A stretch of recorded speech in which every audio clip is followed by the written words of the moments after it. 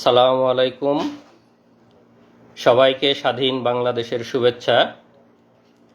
আশা করি সবাই আমাদের এই দ্বিতীয় স্বাধীনতা সবাই উপভোগ করছেন।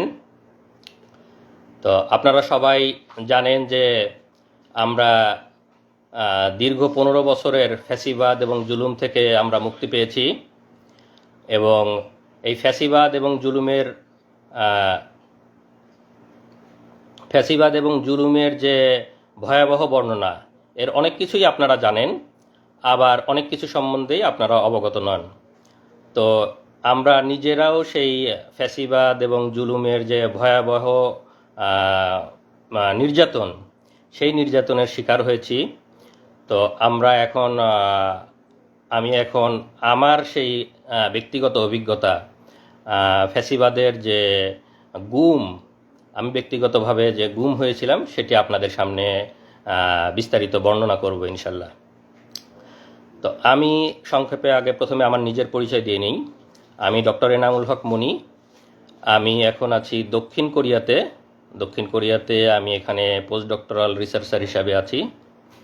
আমি কোরিয়াতে এসেছি 2013 সালে। আমি 2013 সালে এসে কিয়ংপুক ন্যাশনাল ইউনিভার্সিটিতে আমি বায়োমেডিক্যাল সায়েন্সে পিএইচডি করেছি। তো সেখান থেকেই আমাদের আজকের গল্পের শুরু।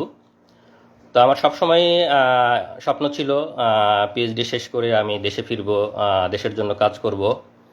তো সেই স্বপ্ন নিয়েই আমার যখন পিএইচডির থিসিসের শেষ পর্যায়ে 2018 সালে, তখন আমি চেষ্টা করতেছিলাম যে দেশে ফেরার বা দেশে কোনো পজিশনের জন্য, বিশেষ করে ইউনিভার্সিটিতে আমার সবসময় ইচ্ছে ছিল। তো তখন আমি বিভিন্ন বিশ্ববিদ্যালয়ে দরখাস্ত করা শুরু করি, এবং তখন আমার শেরেবাংলা কৃষি বিশ্ববিদ্যালয় থেকে ইন্টারভিউর ডাক আসে। তখন আমি আমার পরিবারের সাথে কথা বলে আমি দেশে যাই আমার শেরেবাংলা কৃষি বিশ্ববিদ্যালয়ে ইন্টারভিউ দেওয়ার জন্য। তো ইন্টারভিউর ব্যাপারটা সংক্ষেপে বলে নেই যে ইন্টারভিউ যখন আমি যাই, তো সেখানে যতগুলো ক্যান্ডিডেট ছিল, আমি একমাত্র ছিলাম যার পিএইচডি করা, বাকি কারোরই পিএইচডি করা। আপনারা জানেন যে বাংলাদেশের বিশ্ববিদ্যালয়গুলোর নিয়োগের অবস্থা, আন্ডার গ্র্যাজুয়েট শেষ করে বা মাস্টার শেষ করেই বিশ্ববিদ্যালয়ের শিক্ষক হিসাবে যোগদান করে। মেধার মূল্যায়ন বাংলাদেশের বিশ্ববিদ্যালয়গুলোতে হয় না। তো আমি যখন শেরেবাংলা কৃষি বিশ্ববিদ্যালয়ে ভাইবা দিলাম, ভাইবার পরে ভিসি স্যার আমাকে সরাসরি বলতেছে যে এনামুল, আসলে তোমার পিএইচডি আছে, আমরা বুঝতে পারতেছি তুমি কোয়ালিফাইড, কিন্তু আসলে আমাদের অনেক লিমিটেশন আছে, আমাদের কিছু সমস্যা আছে। তো ঠিক আছে, তুমি আরও চেষ্টা করো, ধন্যবাদ। মানে আমাকে পাশ কাটাই দিল এবং তাদের অপারগতা প্রকাশ করলো। বুঝতেছি তাদের আগে থেকে ক্যান্ডিডেট সিলেক্ট করা, আমি একমাত্র পিএইচডি ক্যান্ডিডেট হওয়া সত্ত্বেও আমাকে নিয়োগ দেওয়া হয় না। তো ভাইবা শেষ করে আমি মোটামুটি 1 মাসের ছুটি নিয়ে গিয়েছিলাম এখান থেকে, কোরিয়া থেকে। তো 1 মাস পরিবারের সাথে খুব সুন্দর সময় কাটাইছি। আমার ওয়াইফ, আমার বাচ্চা, আমার ছেলে তখন 2.5 বছর বয়স, সাপওয়ান, আমার বাবা মার সাথে পুরো 1 মাস সবার সাথে খুব সুন্দর সময় কাটায়। তারপরে যখন আমি ফেরার সময় হলো 1 মাস ছুটি শেষে, তো আপনারা জানেন যে 2018 সালের ডিসেম্বরে আমরা যে মিডনাইট ইলেকশন বলি, সেই মিডনাইট ইলেকশন হয়, এবং আমি যাই হলো 2018 অক্টোবরে। তো স্বাভাবিকভাবেই সেই সময় দেশে মানে ফ্যাসিবাদী সরকার চরম ধরপাকড় করতেছে, মিছিল মিটিং থেকে গ্রেপ্তার করতেছে, মানুষকে গুম করতেছে। এবং আমরা সবসময়ই ফ্যাসিবাদের বিরুদ্ধে সোচ্চার ছিলাম। বিদেশে থাকা অবস্থায় ফেসবুকে, বিভিন্ন মিডিয়াতে অনেক লেখালেখি করেছি। আমরা সবসময়ই হাসিনার এই জুলুম, ফ্যাসিবাদের বিরুদ্ধে আমরা সবসময় লেখালেখি করেছি, আমি ব্যক্তিগতভাবে লেখালেখি করেছি। তো এই কারণে হয়তো অনেকেরই আমি চক্ষুশূল ছিলাম, এবং হাসিনার যে গুম বাহিনী তাদের নজরে ছিলাম, সেটা তো আমি অবশ্য বুঝতে পারি নাই। তো ভাইবা শেষ করে আমি যখন কোরিয়ায় ফেরার জন্য ব্যাক করি, সেটা ছিল 21 অক্টোবর 2018 সালে। আমি আমার শ্বশুরবাড়ি জামালপুরের ইসলামপুর, সেখান থেকে ট্রেনে করে ঢাকায় আসি। আমার ফ্লাইট ছিল রাত 1টায়। তো আমি ঢাকায় রাত 8টায় পৌঁছাই যাই। তা আমার সাথে যেহেতু শর্ট ট্যুরে গেছি দেশে, আমার সাথে লাগেজ তেমন বেশি ছিল না, খুব ছোট লাগেজ। তো ভাবলাম যে রাত 8টায় পৌঁছে গেছি, আমি একটু বিশ্রাম নিয়ে রাত 10টা 11টার দিকে এয়ারপোর্টে গেলেই হবে। তো এয়ারপোর্টের পাশেই আমার একটা ছোট ভাইয়ের বাসা। তো তার ওখানে যাই, তার ওখানে গিয়ে রাতের খাবার খাই। রাতের খাবার খাওয়ার পরে কিছুক্ষণ বিশ্রাম নেওয়ার পরে তারপরে যখন 10টা 10:30 বাজে তখন আমি সেখান থেকে রওনা দিই। তার বাসাটা একদম এয়ারপোর্ট সংলগ্ন এলাকায়। তো মাত্র 15 টাকা 20 টাকা রিক্সা ভাড়া দূরত্ব। তো আমি একা একাই গেছি, বাড়ি থেকেও ফ্যামিলির কাউকে নিয়ে যাইনি, যে একা একা তাদেরকে আবার ফেরত আসতে হবে। তো আমার সেই ছোটো ভাই বললো যে ভাই আমি আগাই দিয়ে আসবো নাকি আপনাকে। তাই বললাম থাক, এত রাতে দরকার নাই, তুমি থাকো, আমি একাই যেতে পারবো, কাছে তো আর ভারী লাগেজ টাগেজ নেই। তো আমি লাগেজ নিয়ে, যেহেতু একদম এয়ারপোর্ট সংলগ্ন, আমি রিক্সা নিয়ে এয়ারপোর্টের দিক যাই।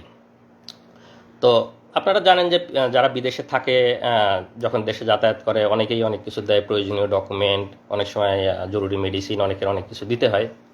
তো আমাকেও স্বাভাবিকভাবে 2-1 জন বলছে যে ভাই যাওয়ার সময় আমার এরকম একজন একটা ডকুমেন্ট দিবে, একজন বই দিবে, কিছু ওষুধ নিয়ে আসতে বলছে। তো তারা এয়ারপোর্টে ওয়েট করতেছে আমার জন্য, যে আমি গেলে ওখান থেকে দিয়ে দিবে। তো আমি সেই ছোটো ভাইয়ের বাসার থেকে বের হয়ে শুধু আমার ওয়াইফকে ফোন দিছি যে আমি খাওয়া দাওয়া করছি, তো রাত অনেক হয়ে গেছে, সে গ্রামে থাকে ইসলামপুরে। তো তোমরা আর রাত জাগো না, তোমরা ঘুমাই পড়ো, আমি পৌঁছায় তোমাকে ফোন দিব ইনশাল্লাহ। এ বলে আমি আমার বন্ধুর বাসা থেকে রিক্সা নিয়ে আসছি। যেহেতু বললাম যে আমার ছোট লাগেজ, বন্ধু আসতে চাইছে, ছোট ভাইটা যেটা ছোট ভাই বন্ধু, আমি তাকে বলছি যে এত রাতে আসার দরকার নেই, তোমার আবার কষ্ট করে ব্যাগ আসতে হবে, আমি একা একাই আসছি। তা আসার পরে বিমানবন্দরের সামনের যে হাইওয়ে রাস্তা, রিক্সা যেহেতু আসছি, রিক্সা তো আর ভিতরে ঢুকবে না, এয়ারপোর্টের ভিতরে ঢুকবে না, বিমানবন্দরের সামনের যে রাস্তা ওখানে আমি রিক্সা আমাকে থামাই দিছে। তো আমি রিক্সাটাকে ভাড়া দিছি, ভাড়া দিয়ে রাস্তার এই পাশে নামাই দিছি। আমি এখন রাস্তা ক্রস করে লাগেজ নিয়ে এয়ারপোর্ট এরিয়ার মধ্যে ঢুকবো। তো যখন জাস্ট ঢুকবো, রিক্সাটা থামায় ভাড়া দিয়ে আমি রাস্তা ক্রস করতে লাগছি। তো ওরা আগে থেকেই আমাকে মানে টার্গেট করেছিল, আগে থেকেই ওখানে এসে সবাই রেডি হয়েছিল। তো পরে আমি যখন পার হতে লাগছে, আমাকে এরকম করে হাত ধরছে একজন, হাত ধরে বলছে এনামুল হক মনি, আপনার রাত 1টায় কোরিয়াতে ফ্লাইট না? তো আমি তো স্বাভাবিকভাবে চিনতে পারিনি, আমি ভাবছি যে আমাকে যারা ডকুমেন্ট দিবে তাদের মনে হয় কেউ, তারা ওয়েট করতেছে আমার জন্যে। তাই আমি বলছি জি, আমি এনামুল হক মনি। তো জি বলার সাথে সাথেই একদম রাস্তার ওখানেই ওদের মাইক্রো সেট করা ছিল, মাইক্রোর একটা দরজা খোলা কার। তো কারের দরজা খোলা, আমাকে এরকম হাত ধরাই আছে, এনামুল হক মনি জিজ্ঞেস করছে, আমি যখন স্বীকার করছি, এরকম ধাক্কা দিয়ে আমাকে গাড়ির মধ্যে ফেলে দিছে। আর ভেতরে 2-3 জন ছিল, ভেতরে 2-3 জন আমাকে এরকম করে ধরে ভিতরে টান দিয়ে ঢুকাই নিছে। তো আমি চিল্লাচ্ছি, আপনারা কারা, আমাকে নিয়ে যাচ্ছে, মানে আধা মিনিট থেকে 1 মিনিটের মধ্যে এরকম আমাকে ধরে ভিতরে ধাক্কা দিয়ে ফেলে দিছে, আর ভিতর থেকে কয়েকজন টান দিয়ে ঢুকাই নিছে। তো আমি কথা বলারও খুব বেশি সময় পাইনি, মানে ওখানকার মানুষজন একটু বুঝতেছে। তারপরে সাথে সাথে দরজাটা লাগাই দিল, কারের দরজা লাগাই দিয়ে 1 মিনিটের মধ্যে আমার চোখ বেঁধে ফেললো, তারপরে পিছনে হাত বেঁধে ফেললো, আর আমার মোবাইল, মানি ব্যাগ, ল্যাপটপ, আমার লাগেজ যা যা ছিল, মোবাইল মানি ব্যাগ পকেট থেকে নিয়ে নিল। যেহেতু আমি ফ্লাই করার জন্য যাচ্ছে, আমার mobile, money bag, laptop, luggage যা যা ছিল সব কিছু নিয়ে নিল। জাস্ট চোখ বেঁধে ফেললো, পিছনে হাত বেঁধে ফেললো, মোবাইল, মানি ব্যাগ, ল্যাপটপ নিয়ে নিল, দরজাটা লাগাই দিয়ে গাড়ি টান। তো স্বাভাবিকভাবেই তো আমি আতঙ্কিত, যে কেউ আতঙ্কিত হবে সেই মুহূর্তে। তো আমি মানে কি হয়েছে, মানে তখন আমি বুঝে উঠতেই সময় লাগতেছে যে কি হলো, কি হচ্ছে। পরে 4-5 মিনিট একটু ওরা নীরব, আমাকে একটু হওয়ার সুযোগ দিচ্ছে। আমি তো জোরে জোরে নিঃশ্বাস নিচ্ছে, আল্লাহর কাছে দোয়া করতেছি, মানে বুঝতেছি যে কি হলো, কিন্তু অনুমান করতে পারতেছি না। হঠাৎ করে তো কিছুক্ষণ পরে, এনামুল সাহেব কি ভয় লাগছে, একজন জিজ্ঞেস করতেছে। তা বললাম যে হ্যাঁ, আপনারা কারা, আপনারা আমাকে কি নিয়ে যাচ্ছেন? না, ভয় নাই, আমরা তোমাকে কিছু জিজ্ঞাসাবাদের জন্য নিয়ে আসছি, তুমি তো হয়তো বুঝতে পারছো যে আমরা কারা। তো তোমাকে কিছু জিজ্ঞাসাবাদ করব, তোমার তো আবার রাতে ফ্লাইট আছে, তোমাকে আমরা এয়ারপোর্টে ড্রপ করে দিয়ে আসতে হবে। তো আমরা কিছু কথা জিজ্ঞেস করব, তুমি দ্রুত উত্তর দাও, তাহলে আমরা তোমাকে দ্রুত এয়ারপোর্টে দিয়ে আসতে পারবো। মানে আমাকে পুশ করতেছে যাতে আমি দ্রুত বলি, তারা আমাকে প্রলোভন দেখাচ্ছে। তো বলো, তুমি কোরিয়াতে কি করো, সরকার বিরোধী লেখালেখি করো, দেশে কোথায় পড়াশোনা করছো, ছাত্র রাজনীতি করতা, তোমরা সামনে নির্বাচনকে সামনে রেখে কি কি অপপরিকল্পনা করতেছ, আমাদের সরকারকে তোমরা ইয়ে করার চেষ্টা করতেছো, সরকারকে ডিফিট করার চেষ্টা করতেছো, অনলাইনে তোমরা অনেকভাবে চেষ্টা করতেছো, লেখালেখি করতেছো, বলো কি কি করতে ছাত্র জীবনে কোরিয়াতে কি কি করো এগুলো বলো। আর আমার মোবাইল তো ওদের কাছে, আমার ফেসবুক মেসেঞ্জার তারপরে জিমেইল যত চ্যাটই আছে সবগুলো ঘাটতেছে, কন্ট্যাক্ট লিস্ট কল লিস্ট ঘাটতেছে, আমাকে জিজ্ঞাসাবাদ করতেছে।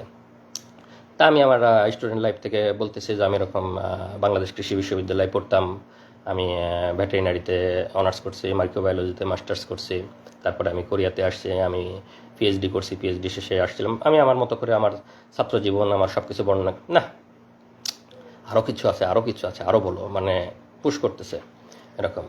তো বারে বারে আমি আমার মতো করে বলার চেষ্টা করতেছি, না তুমি এভাবে বললে তো ইনফরমেশন আমরা পাচ্ছি না। তারপরে আরও তারেক জিয়া বা বড় বড় জায়গায় কানেকশন, তারা আমাকে এরকম মনে করছে বড় বড় জায়গায় কানেকশন আছে আমার, ওরকম বলো, আরও কিছু বলো, তুমি এরকম হলে কিন্তু ফ্লাইট মিস হবে, আমাদেরকে আবার দিয়ে আসতে হবে। তারপরেও আমি আমার মতো বলতেছি, মাঝে মাঝে ভয় লাগতেছে, আবার একটু ইয়ে হয়ে যাচ্ছে। তো পরে বললো যে এই ওরা একজন আবার আরেকজনকে ফোন দিচ্ছে, এই একটু এয়ারপোর্টে ফোন দাও তো, এনা একটা যাত্রীর একটু দেরি হবে, তো তাকে আমরা দিয়ে আসবো। আমাকে মানে চোখ বাঁধা অবস্থায় আমি শুনতেছি আর কি। তো বলছে না বলে আমরা এয়ারপোর্টে ফোন দিছি, তোমাকে আমরা দিয়ে আসবো, একটু দেরি হবে, তুমি বলো তুমি আমাদেরকে বলতে থাকো। তো এইভাবে আমি বলতে বলতে, না ঠিক আছে, তোমার মনে হয় আজকে যাওয়া হবে না, চলো আমাদের সাথে চলো, আমরা তোমাকে কালকে দিয়ে আসবো, কালকে তোমাকে এয়ারপোর্টে দিয়ে আসবো। পরে আমাকে চোখ বাঁধা অবস্থায় ওদের প্রায় 1 ঘন্টা মতো ড্রাইভ করে নিয়ে গেল ওদের অফিসে। তো নিয়ে যাওয়ার পরে আমাকে হাত ধরে সিঁড়ি দিয়ে উপরে তুলতেছে, বলতেছে ভাই সিঁড়ি আস্তে আস্তে উপরে না, আমাকে বোঝাচ্ছে আর কি। তো আমি সিঁড়ি আস্তে আস্তে, চোখ বাঁধা সব কিছু। তো মনে হয় 3 তলাতে নিয়ে গেল আমাকে, চোখ বাঁধা অবস্থায় 3 তলাতে নিয়ে গেল। ওখানে নিয়ে গিয়ে চেয়ারে বসালো। চেয়ারে বসানোর পরে আবার জিজ্ঞাসাবাদ, আমার একদম নিজের নাম, বাবার নাম, মাতার নাম, বাড়ির ঠিকানা, বিশ্ববিদ্যালয়, কোরিয়ার সব ঠিকানা, শ্বশুর বাড়ির ঠিকানা সব কিছু লিখে ওখানে আবার জিজ্ঞাসাবাদ, সামনে নির্বাচনকে সামনে রেখে অপপরিকল্পনা, অনলাইনে লেখালেখি, এগুলো অনেক কিছু নিয়ে জিজ্ঞাসাবাদ, আর ওই মোবাইল ফেসবুক এগুলো ঘাটাঘাটি করতেছে। আর যেটা করে ওখানে তো এমনিতেই সবসময় মানসিক একটা ভয়ের মধ্যে, যে কেউ চোখ বাঁধা, আমি কোথায় জানি না, মানসিক একটা ভয়। আর কানের কাছে মাঝে মাঝে এসে বন্দুক লোড করার মতো ক্রাশ করে শব্দ করে, যাতে আরও ভয় পায়, আরও বলে। আবার লাঠির খটখট খটখট শব্দ করে ফ্লোরে, বা এই মারবে, এই ইয়ে করবে। এনামুল আমাদের কাছে কিন্তু ওই কানে ইয়ে লাগায় রাখেছে, আমাদের কাছে কিন্তু বাটন আছে, টিপ দিলে ইলেকট্রিক শর্ট লাগবে, কানে ইয়ে লাগায় রাখে। এরকম একটা মানসিক ভীতিকর একটা অবস্থা, যে বন্দুক লোডের শব্দ করে, লাঠির শব্দ করে, আবার এরকম ইয়ে করে।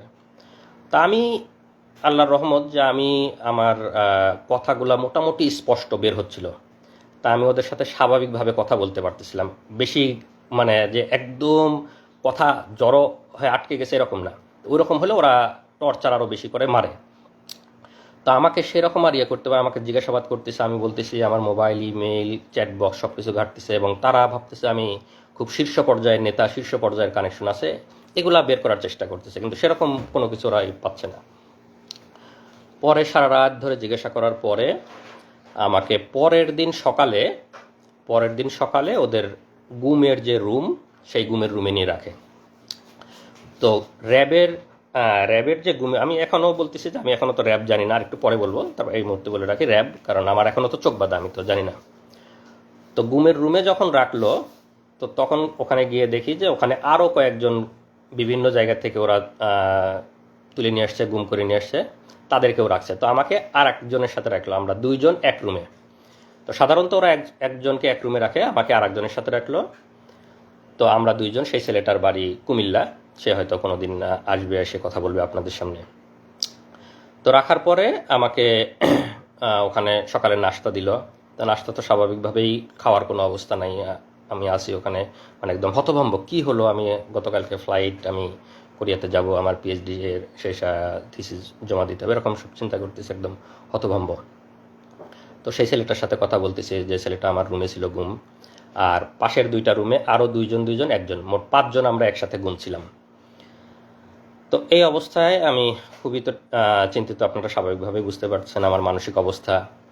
আমি আমার ফ্যামিলি, আমার বউ, আমার বাচ্চা তখন 2.5 বছর বয়স, সবাইকে নিয়ে চিন্তা করতেছি। তো আমার আহ, মানে আমি কোনোভাবে মানে চেষ্টা করতেছি যে আমার ফ্যামিলিকে যদি একটু জানাইতে পারতাম যে আমি অন্তত বেঁচে আছি, বা আমি তো স্বাভাবিক যে আমি যে গতকালকে কোরিয়াতে যাই নাই, আমার ফ্যামিলি কিভাবে চিন্তা করতেছে, কান্না করতেছে, সেটা তো আমি ওখান থেকে বুঝতে পারতেছি, কিন্তু আমি তো তাদের কাছে পৌঁছাইতে পারতেছি না, কোনোভাবে জানাইতে পারতেছি না।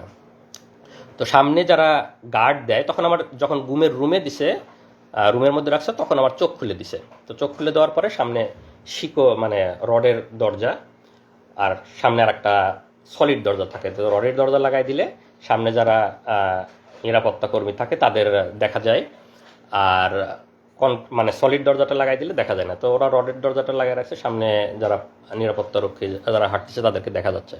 তো আমি তাদেরকে বারে বারে বলতেছি, তারা বলছে ভাই কোথা থেকে আসছেন এটা জিজ্ঞেস করে। আমি বললাম যে আমি এরকম কোরিয়াতে পিএইচডি করতাম, গতকালকে ফ্লাইট ছিল, আমাকে এয়ারপোর্ট থেকে তুলে নিয়ে আসছে এরকম। তারপরে আমার ওয়াইফের বর্ণনা, আমার ছোট ছেলের কথা শুনে ওরাও একটু মানে মন নরম হয়েছে, আরে আপনার একটা ছোট ছেলে আছে এরকম ইয়ে।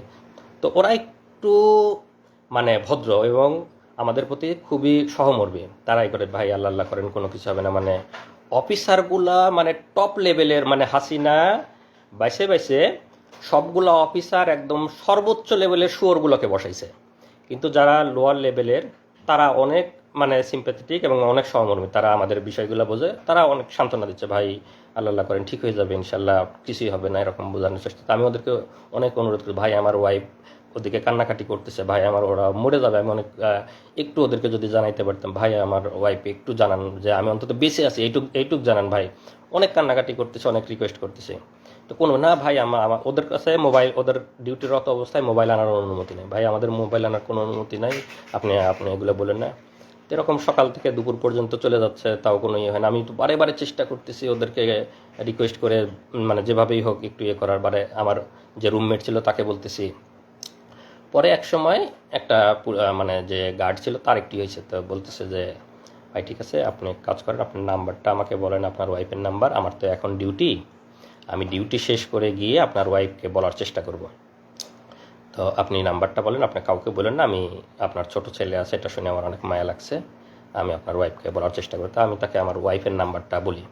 তো সে একটু ওয়াইফের নাম্বারটা কোথাও লিখে নেয় যে আমি ডিউটি শেষ করে গিয়ে চেষ্টা করবো আপনার ওয়াইফকে। আমি অনেক অনেক কান্নাকাটি করছি, অনেক রিকোয়েস্ট করছি। তো এই পর্যায়ে আমাকে ওইখানে মানে ঘুমের যে রুম ওখানে রেখে দেয়, ওই অবস্থায় থাকি। আমাকে ওখানে 3 বেলা খাবার টাবার দেওয়া শুরু করে। তো ওরা খাবারটা স্বাভাবিক খাবার দেয়, ওদের যে অফিসার্স মেসে যে রান্নাগুলো হয় সেই রান্নাগুলা প্রতি বেলায় এসে আমাদেরকে খাবারগুলো দিয়ে যায়, স্বাভাবিক খাবার, ভালো খাবার। অফিসার্স মেসে যে রান্না হয় সেগুলোই দিয়ে যায়। তো সকাল দুপুর রাত ওভাবে খাবার দিতে থাকলো, আমাকে ঘুমের রুমে ওভাবে রেখে দিল। তো এই পর্যন্ত আমার অধ্যায়ের একটু বিরতি, এরপরে আমার আরও বর্ণনা শুরু হবে। তো এই অবস্থায় তো আমার ওয়াইফরা ওদিকে কান্নাকাটি করতেছে, ওরা ওদিকে আমাকে খোঁজাখুঁজি করতেছে, ওদের কি অবস্থা আমার ওয়াইফের কাছে আপনারা এই এই পর্যায়ে একটু শুনুন, তারপরে আবার আমি বলবো। আসুন। আসসালামু আলাইকুম, আমি নাজনীন সুলতানা নিপা, এনামুল হক মনির ওয়াইফ। আসলে সেই দিনগুলো তো ভোলার মতো না। এখন হয়তো বর্ণনা করতে পারবো, কিন্তু সেই সময়টা কোনোভাবেই বোঝাতে পারবো না আপনাদেরকে। তো আমার হাজব্যান্ডের সাথে আমার লাস্ট কথা হলো 9:30টার দিকে, 9:23 আমার সাথে লাস্ট কথা হয়েছে। ও আমাকে বলছে যে ঘুমিয়ে পড়ো, আমি এয়ারপোর্টে কাজ শেষ করে তোমাকে কল দিব। তারপর আমি বাবুকে নিয়ে ঘুমিয়ে পড়লাম। রাত যখন 12টা বাজে আমার হুট করে ঘুম ভেঙে গেল। আসলে কেউ জার্নি করলে, পরিবারের কেউ জার্নি করলে তো ওরকম গভীর ঘুম হয় না। তো 12টার সময় আমার ঘুম ভেঙে গেল। আমি তখন মোবাইলটা নিয়ে তাকে কল দিলাম। তো তার মোবাইলে রিং হচ্ছে, কিন্তু কল রিসিভ করছে না। আবার আমি মেসেজ দিয়েছি যে ফ্রি হলে আমাকে কল দিও। তখন 12টা বাজে, তার ফ্লাইট ছিল 1:05-এ। তো আমি যখন মেসেজ দিচ্ছি, মেসেজ সিন হচ্ছে, কল রিং হচ্ছে, কিন্তু কলও ধরছে না, মেসেজের রিপ্লাইও দিচ্ছে না। তখন আমার কাছে খুব ইয়ে লাগলো যে মনে হয় ব্যস্ত আছে, হয়তো এয়ারপোর্টের কোনো ঝামেলা বা বিজি আছে এরকম। আমি অপেক্ষা করছি তারপর ওখান থেকে মেসেজ বা কল আসবে, কিন্তু আসছে না। তো যখন রাত 1টা পার হয়ে যাচ্ছে তখন আমার ভিতরে কি ব্যাপার, কেন এরকম হচ্ছে, ও তো আমাকে জানানোর কথা। তো তখন আমার মনে হলো যে হয়তো মোবাইল হারিয়ে ফেলছে, বা মোবাইল বা ল্যাপটপ হারিয়ে ফেলছে। কিন্তু আমার মানে বারবার খালি একা একা, আমি কিন্তু রাতে আমার বাবুর সাথে একা ঘুমিয়েছি, আমার বাবা মা অন্য রুমে, তাই মধ্যরাতে তো আমি কাউকে কিছু বলতে পারছি না। তখন আমি মানে খালি বারবার আল্লাহ আল্লাহ করছি যে আল্লাহ কি হলো, যদি মোবাইল হারিয়ে যায় তাহলে তো এয়ারপোর্ট থেকে অন্য কারো ফোন থেকে আমাকে একবার জানাবে সে, এটা আমি শিওর যে সে আমাকে জানাবে, কারণ আমি টেনশন করব। কিন্তু না, আমি অপেক্ষা করছি, রাত 1টা 2টা বেজে যাচ্ছে, কোনো মেসেজ নেই, কল নেই। রাত 1টার পরেও যখন তার ফ্লাইট ছিল, ফ্লাই করার সময়, তারপরেও আমি মেসেজ দিচ্ছি, কিন্তু মেসেজ সিন হচ্ছে, রিপ্লাই দিচ্ছে না। হ্যাঁ, তো আমার কাছে মানে তখন থেকেই আমার মানে খুব অস্থির লাগতেছে যে কিছু একটা হয়েছে, আমি শিওর। হয়তো মোবাইল হারাইছে বা কিডন্যাপ কিছু একটা হয়েছে, আমাদের বাংলাদেশে তো এসব মানে খুব কমন। তারপরে সারা রাত কেটে গেল ওইভাবে। আমি ফজরের নামাজ পড়ে যে ভাইয়ের বাসায় গিয়েছিল, ছোট ভাইয়ের বাসায়, তাকে কল দিলাম, দিয়ে বললাম যে ভাইয়া আমি তো ওর সাথে যোগাযোগ করতে পারছি না, আপনার সাথে মানে লাস্ট কি কি কথা হয়েছে, বা আপনি কি যোগাযোগ করেছিলেন তার সাথে? তখন সেই ভাই বলল যে না আপু, আমি তো ভাইকে রিকশায় উঠাই দিছি, আমি তার সাথে যেতে চাইছিলাম কিন্তু ভাই আমাকে না করলো, তো আমিও রাত্রিবেলা ফোন দিছি কয়েকবার, কিন্তু কথা হয় নাই। তারপরে তার কাছ থেকে শুনে আমার আরও ভয় লাগা শুরু হয়ে গেল। তখন আমি আমার যা, বাংলাদেশ কৃষি বিশ্ববিদ্যালয়ের প্রফেসর ডক্টর মার্জিয়া রহমান, তাকে কল দিলাম, ভাবিকে কল দিয়ে বললাম যে ভাবি এরকম রাতে কোনো যোগাযোগ হয়নি, সকালবেলাও কোনো পাচ্ছি না। তো সকালবেলা আর ভাবি মানে প্রথমে বলতেছে আমাকে যে ও তো খুব মন ভোলা, মনে হয় ফোন টোন হারিয়ে গেছে, তুমি চিন্তা করো না, ও ল্যান্ড করে কল দিবে ইনশাল্লাহ। তো তারপরেও মানে আমার মনের মধ্যে তো ধুকপুকুনি যায় না। আমি সেই ভাইয়ের বাসা যেহেতু এয়ারপোর্টের একদম সামনে, আমি ওনাকে রিকোয়েস্ট করলাম যে ভাই আপনি একটু এয়ারপোর্টে যেয়ে, এই আমার হাজব্যান্ডের পাসপোর্টের ছবি ছিল আমার কাছে, যেহেতু আমিও কোরিয়াতে যাওয়া আসা করতাম, তো তার ডকুমেন্ট আমার কাছে ছিল। তখন আমি ওই ভাইকে তার পাসপোর্টের ছবি দিলাম যে এই নাম্বার, মানে এই নাম্বারের পাসপোর্ট হোল্ডার ঢুকেছে কিনা এয়ারপোর্টে, একটু খোঁজ নেবেন। তো সেই ভাই তখন সকাল 7টার সময় এয়ারপোর্টে যায়, সেই নাম্বার দিয়ে খোঁজ নেয়, এবং তারা বলে যে না এই লোক এয়ারপোর্টে ঢোকে নাই।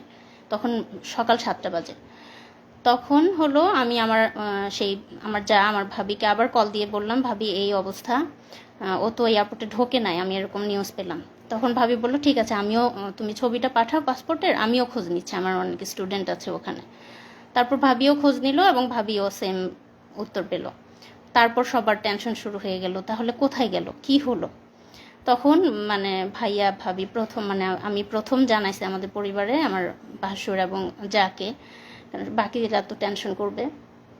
তখন মানে ভাইয়া ভাবি তাদের মতো করে খোঁজ নিতে লাগলো, এবং এরপরেও মানে কোনো খোঁজ নাই। এদিকে মানে আমি বারবার শুধু ফোন টিপতেছি, আমার বাচ্চা খাচ্ছে না, আমার স্কুলে যাওয়ার সময় হয়েছে, আমি কোনো টাইম কয়টা বাজে আমি কিছুই জানি না। আমার মা হঠাৎ করে এসে বলতেছে স্কুলে যাবে না, এখনও তো খাইলে না, কখন যাবা? তখন আমি ঘড়ি দেখি যে 9:30 বাজে। ঠিক আছে, তো পরে আমি তখন প্রথম আমার মাকে বললাম যে আমি তো সাফওয়ানের আব্বুর সাথে কোনো যোগাযোগ করতে পারছি না। আমি প্রাইমারি স্কুলে জব করতাম, আমার নিজের স্কুল, আমার এলাকার।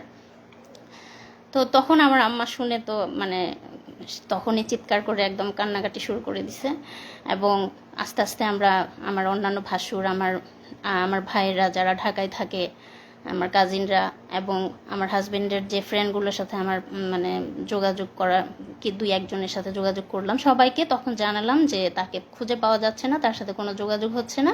এবং কোরিয়াতে যারা যে ইউনিভার্সিটিতে উনি পিএইচডি করেছেন তাদেরকেও জানালাম। তখন তারাও এদিকে খোঁজ নিল।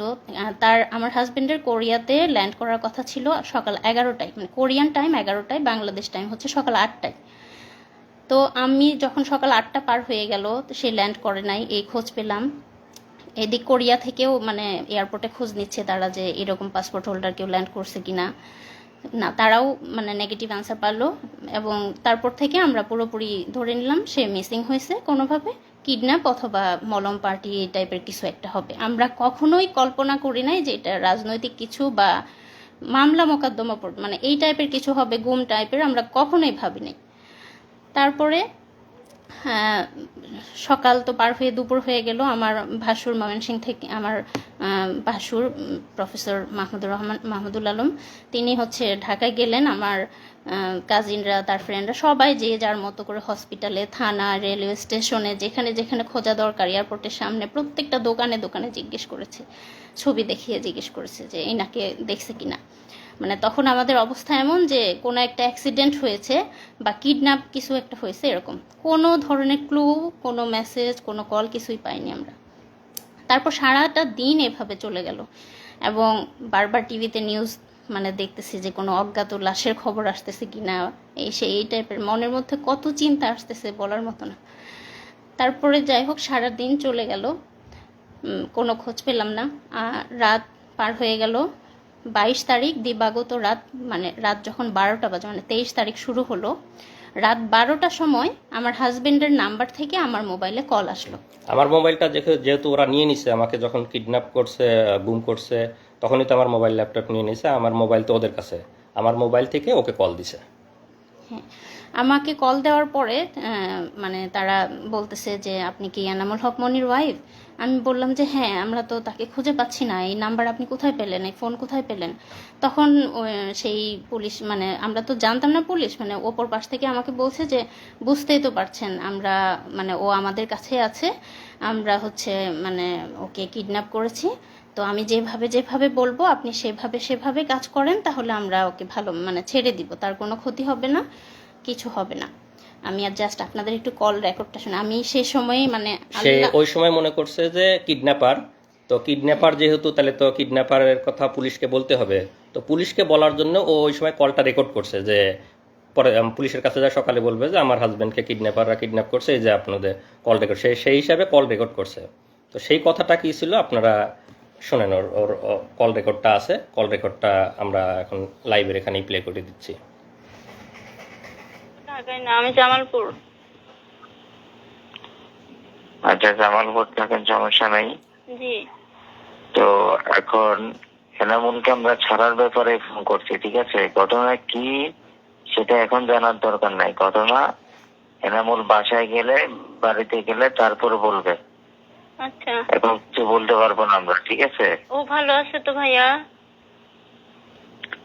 ভালো না থাকলে কি আমরা যোগাযোগ করতাম? জি জি জি, হ্যাঁ ঠিক আছে। আমি একটু কথা বলতে চাই ভাইয়া, একটু খালি খালি মোর মুখটা খালি শুন ভাইয়া, আমি মরে যাচ্ছি একদম, একটু কথা বলতে দিবেন ভাই? আপনি কি যোগাযোগ করছি দেখে কি এত যোগাযোগ না করলে ভালো হতো মনে হয় না? আচ্ছা আচ্ছা, না ঠিক আছে, আপনি যা বলবেন তাই শুনবো, আপনি বলেন। সুস্থভাবে কথা বলেন, আপনাকে বলছি না সব থেকে কথা বলেন, কোনো উচ্ছৃঙ্খলের কোনো কিছু দরকার নাই। জি আচ্ছা ঠিক আছে ভাইয়া। এখন কথা হচ্ছে, আপনি আপনার ভাই ব্রাদার, ওনার ভাই ব্রাদার কাউকে কিছু বলতে পারবেন না, যেহেতু আপনি কথা বলছেন। হ্যাঁ। আমরা সবার সাথে কথা বলতে পারবো না, কথা একজনের সাথে বলবো। জি। আর আপনি কাউকে কিছু বলার দরকার নাই যদি এনামুলকে পাওয়ার ইচ্ছা থাকে। আচ্ছা, বলবো না আমি কাউকে। কারণ কে কোন দিক দিয়ে কি সমস্যা করে সেটা বলা যায় না, ঠিক আছে? জি বলবো না ভাইয়া। এখন আপনাদের দরকার এনামুলকে সুস্থভাবে পাওয়ার, আমরা বুঝি এটা। জি। তো সুস্থভাবে পাইতে হলে আমরা যেভাবে বলবো সেভাবে করতে হবে। আচ্ছা বলেন। তো আমাদের 1.5 লক্ষ টাকা দিতে হবে। 1.5 লক্ষ টাকা কখন দেব ভাইয়া? এখন দিবেন? এখন? এত রাতে ব্যাংকে তো টাকা হ্যাঁ। ভাইয়া। আচ্ছা, আমি টাকার ব্যবস্থা করব। হ্যাঁ, আমি আপনার টাকা ব্যাংকে? জি ব্যাংকে। আমি তো কেন, কোন দোকানদার পরিচিত নাই? এই যে মোবাইলের অ্যাকাউন্টের দোকানদার আছে, জি ওই জন্য কেউ পরিচিত নাই? খোঁজ নিলে পরিচিত মানে হয়তো পাবো, কিন্তু আমি তো মেয়ে মানুষ, এটা তো আমার মানে একজনকে হলেও জানাতে হবে না ভাইয়া। না, আপনাকে কেউ যদি বিদেশ থেকে টাকা পয়সা পাঠায় তো কিভাবে তোলেন? মোবাইল অ্যাকাউন্টে তোলেন না? বিদেশ থেকে তো পাঠায় না, আমার হাজবেন্ড তো মানে, আমি তো প্রাইমারি স্কুলে চাকরি করি, আমার টাকা দিয়ে আমি তুলি, বুঝছেন? তো টাকা পাঠায় না। তারপরে তো এটা এখন তো আর আগের মতো দুনিয়াদারি নাই, ঠিক আছে? জি, আমি যেভাবে হোক পাঠাই দিব ভাই, এখনই আজকেই পাঠাই দিব ইনশাল্লাহ। আপনি দেখেন, চেষ্টা করেন, যদি পাঠাতে পারেন আমরা রাতের মধ্যে ছেড়ে দিব। আচ্ছা, আর যদি আপনার কথা হলো আপনার যত দেরি হবে আমাদেরও দেরি হবে। না আমরা পাঠাই দিব ভাইয়া রাতের আর মধ্যে। যদি কাউকে কিছু বলেন, কারোর সাথে পরামর্শ করেন, সবাই কিন্তু পরামর্শ নেগেটিভ দিবে, কেউ কিন্তু না সুস্থভাবে আমি এনামুল একজনকে ফিরে জানাই, আসে আমার সেজন্য কিছু আমার বলবে না। একটা ভাই আছে, আমি আমার ভাই ইসলামপুরেই থাকে, আপনি কথা বলছেন মনে হয় তার সাথে, আমি ওনাকে জানাই, উনি টাকার ব্যবস্থা করে দিবে, ওনার পরিচিত বিকাশের লোক আছে। ইসলামপুরে কে থাকে? আমার বড় বোনের জামাই, আমার দুলা বলেন, ভাই।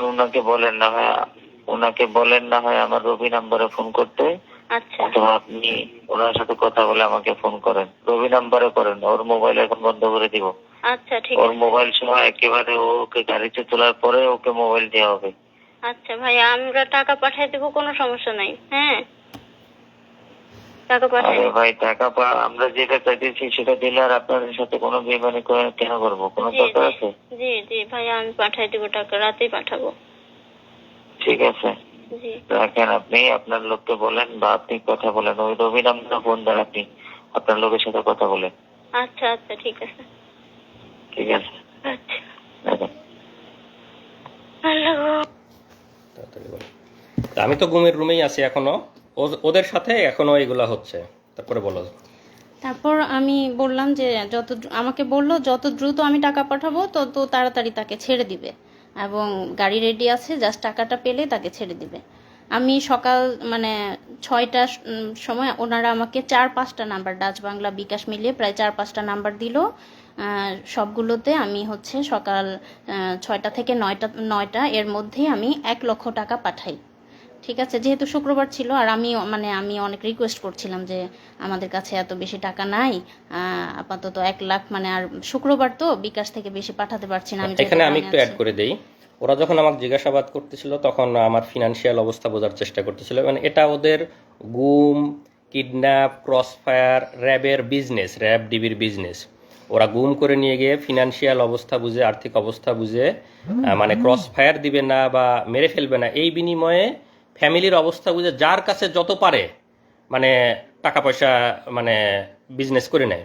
তো আমাকে যখন জিজ্ঞাসাবাদ করছে আমি বলছি যে আমি তো পিএইচডি স্টুডেন্ট, কোরিয়াতে থাকি, আমি কিছু টাকা স্কলারশিপ পাই, আমি কয়দিন আগেই দেশে আসছি, আমার তো ফ্লাইটে অনেক টাকা খরচ হয়ে গেছে, আমার তেমন কোনো টাকা নাই, আমার বাবা রিটায়ার্ড সরকারি চাকরিজীবী, মানে বাবারও তেমন কোনো, মানে সব কিছু মিলায়ে বুঝছে যে আমার কাছে খুব বেশি টাকা নাই, মানে আমি যেহেতু স্টুডেন্ট, পিএইচডি করি, খুব বেশি সেভিংস নাই, আমার আব্বা রিটায়ার্ড, আমার শ্বশুর হলো বড় গৃহস্থ, তো সব কিছু মিলায় ওরা সেই পরিমাণই ওদের কাছে ডিমান্ড করছে।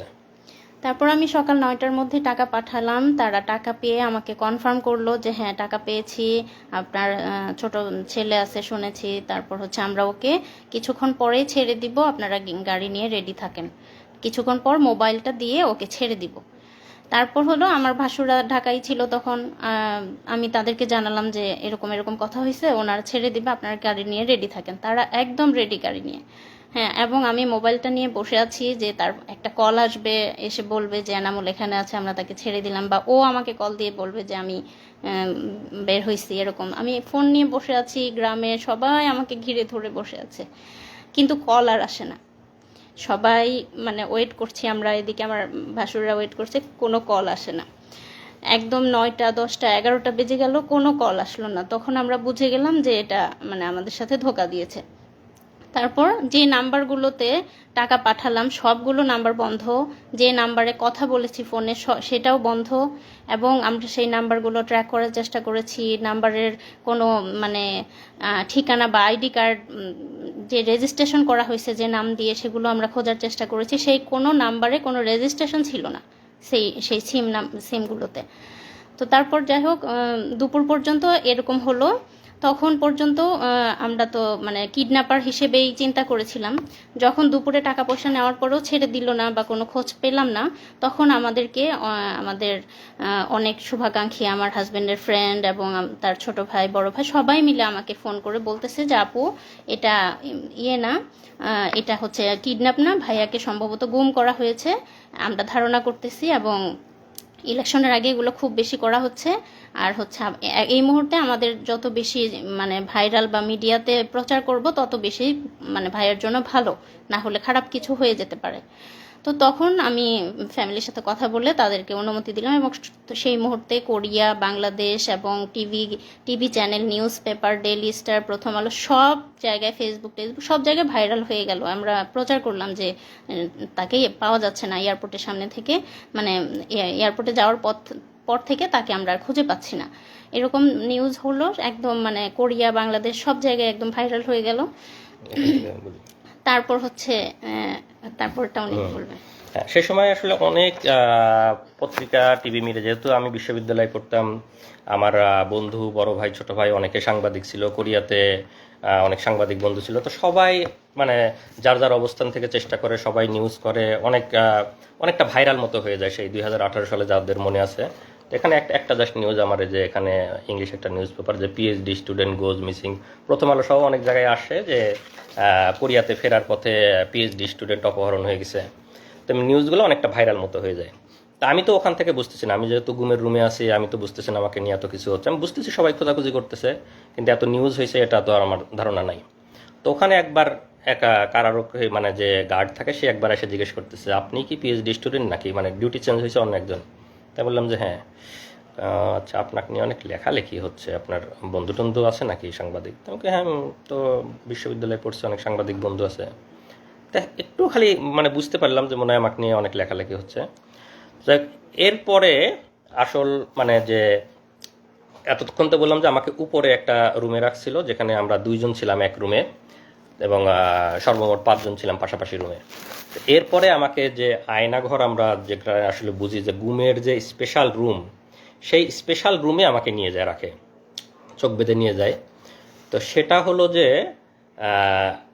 মানে আমাকে চোখ বেঁধে যখন নিয়ে যায়, আমি এটা আগে একটু বলে নেই, যদিও এই স্টেজে তো আমি দেখতে পাচ্ছি র্যাবের কোন জায়গায় সেটা তো আমি জানি না, পরবর্তীতে জানছি। আমি এই স্টেজেই আপনাদেরকে একটু বলে দিচ্ছি। সেটা হলো যে আমাকে যেখানে রাখছিল সেটা হলো র্যাব 2 বসিলা মোহাম্মদপুর ক্যাম্প। আমি আবার বলতেছি, র্যাব 2 বসিলা মোহাম্মদপুর, ঢাকা, এখানে আমাকে রাখছিল। তো সেখানে আমাকে চোখ বেঁধে যখন নিয়ে গেল, নিয়ে যাওয়ার পরে আপনারা যদি সাংবাদিক বা যারা আছেন, যারা মানবাধিকার কর্মী আছেন, তারা যাবেন, তারা দেখবেন র্যাব 2 এর বসিলা মোহাম্মদপুর ক্যাম্পে যদি আপনারা দরজা দিয়ে ঢোকেন, ঢুকে ডান পাশের যে বিল্ডিংটা, স্বাভাবিকভাবে দেখে মনে হবে একটা স্বাভাবিক বিল্ডিং, একতলা কি দোতলা বিল্ডিং, একটা গেট দিয়ে ঢুকে ডান পাশের বিল্ডিংটা। তো সেই বিল্ডিংয়ে আমাকে তখন ওই রুম থেকে চোখ বেঁধে নিয়ে গেল একটা টয়লেটের মধ্যে দিয়ে, দরজা আছে, দরজা দিয়ে সম্ভবত আন্ডারগ্রাউন্ডে নিয়ে গেল। সেখানে একদম সিঙ্গেল গুমের রুম করা আছে, এখানে বিভিন্ন যাদেরকে গুম করে নিয়ে আসে সেখানে রাখা, আমাকে সেই একটা রুমে রাখলো। তো সেই রুমটার বর্ণনা এরকম যে, আমরা যদি বাংলাদেশের একটা টয়লেট মতো চিন্তা করি, লো কমোড টয়লেট, যেগুলো আমরা স্বাভাবিকভাবে ইউজ করতে পারি, হাই কমোড টয়লেট না। তো ওই রুমের মধ্যে একটা ছোট্ট টয়লেট আছে, একটা ট্যাপ, একটা বদনা। তার মানে আপনার টয়লেট বা প্রস্রাব করার জন্য বাইরে যেতে হচ্ছে না, ওখানে টয়লেট করা যাবে। আর বাকি যে ফাঁকা জায়গাটুকু আছে, মানে একটা টয়লেটের, বড় একটা টয়লেটের জায়গার মতো বাকি যে ফাঁকা জায়গাটুকু আছে, সেই জায়গায় একটা স্বাভাবিক মানুষ টান হয়ে শুয়ে থাকতে পারবে না। আমি হাইটে অত বেশি লম্বা না, তারপরে আমাকেও পা একটু ঘুচায় এভাবে শুয়ে থাকতে হতো, এরকম এতটুকু জায়গা। আর সামনে যে দরজাটা একদম সলিড, এই দরজাটার মানে রডের শিক নাই, দরজাটা একদম সলিড, দরজার মানে হেড বরাবর একটা গোল ছিদ্র করা।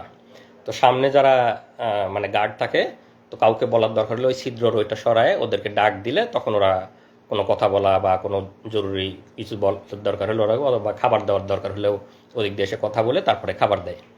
তো ওইটা হলো একদম স্পেশাল রুম গুমের, যে একদম মানে ভাষায় বর্ণনা, আপনারা আয়নাঘরের অনেক ছবি হয়তো ইয়েতে, নেত্র নিউজে বা বিভিন্ন জায়গায় দেখছেন, আগামীতে আরও আসবে, আপনারা হয়তো ভিডিও দেখতে পারবেন, সাংবাদিক, মানবাধিকার কর্মীরা যাবেন, সেগুলো ভিডিও করে নিয়ে আসবেন। তো একদম যেটা বর্ণনা দিলাম, একটা ছোট টয়লেট এবং বাকি যে ফাঁকা জায়গাটুক থাকে, কষ্টে মষ্টে পা ভাঁজ করে একজন মানুষ শুয়ে থাকতে পারে। তা আমাকে ওখানে রাখার পরে একা ওই রুমগুলো হলো সিঙ্গেল ইউনিট, একা রাখলো। তো স্বাভাবিকভাবে ওখানে তো সবসময় মৃত্যু আতঙ্ক, মানে কখন মেরে ফেলবে, কখন মানে সবসময় কল্পনা যে মেরে কোথায় লাশ ফেলে দেবে, কেউ টের পাবে না। বাংলাদেশে যা হয় মানে লাশ ভাসতেছে, গুম হয়ে যাচ্ছে, নিখোঁজ হচ্ছে, কে কোথায় মারা যাচ্ছে, কার কোথায়, সেগুলো সবসময় চিন্তা হচ্ছে। তো পরের দিন রাতের বেলা আমাকে আবার ওই গুমের ওই যে সিঙ্গেল রুম, আয়না ঘরের যে সিঙ্গেল রুম, সেই রুম থেকে নিয়ে আবার অফিসারদের রুমে নিয়ে যায়। অফিসারদের রুমে যখন যাবে সবসময় চোখ বাঁধা, গুমের রুমে থাকা অবস্থায় চোখ খোলা রাখে। অফিসারদের রুমে যাওয়ার সময় সবসময় চোখ বাঁধা, কারণ কে জিজ্ঞাসাবাদ করতেছে, কে অফিসার, কে কি, কোনো কিছু বোঝার সুযোগ নাই।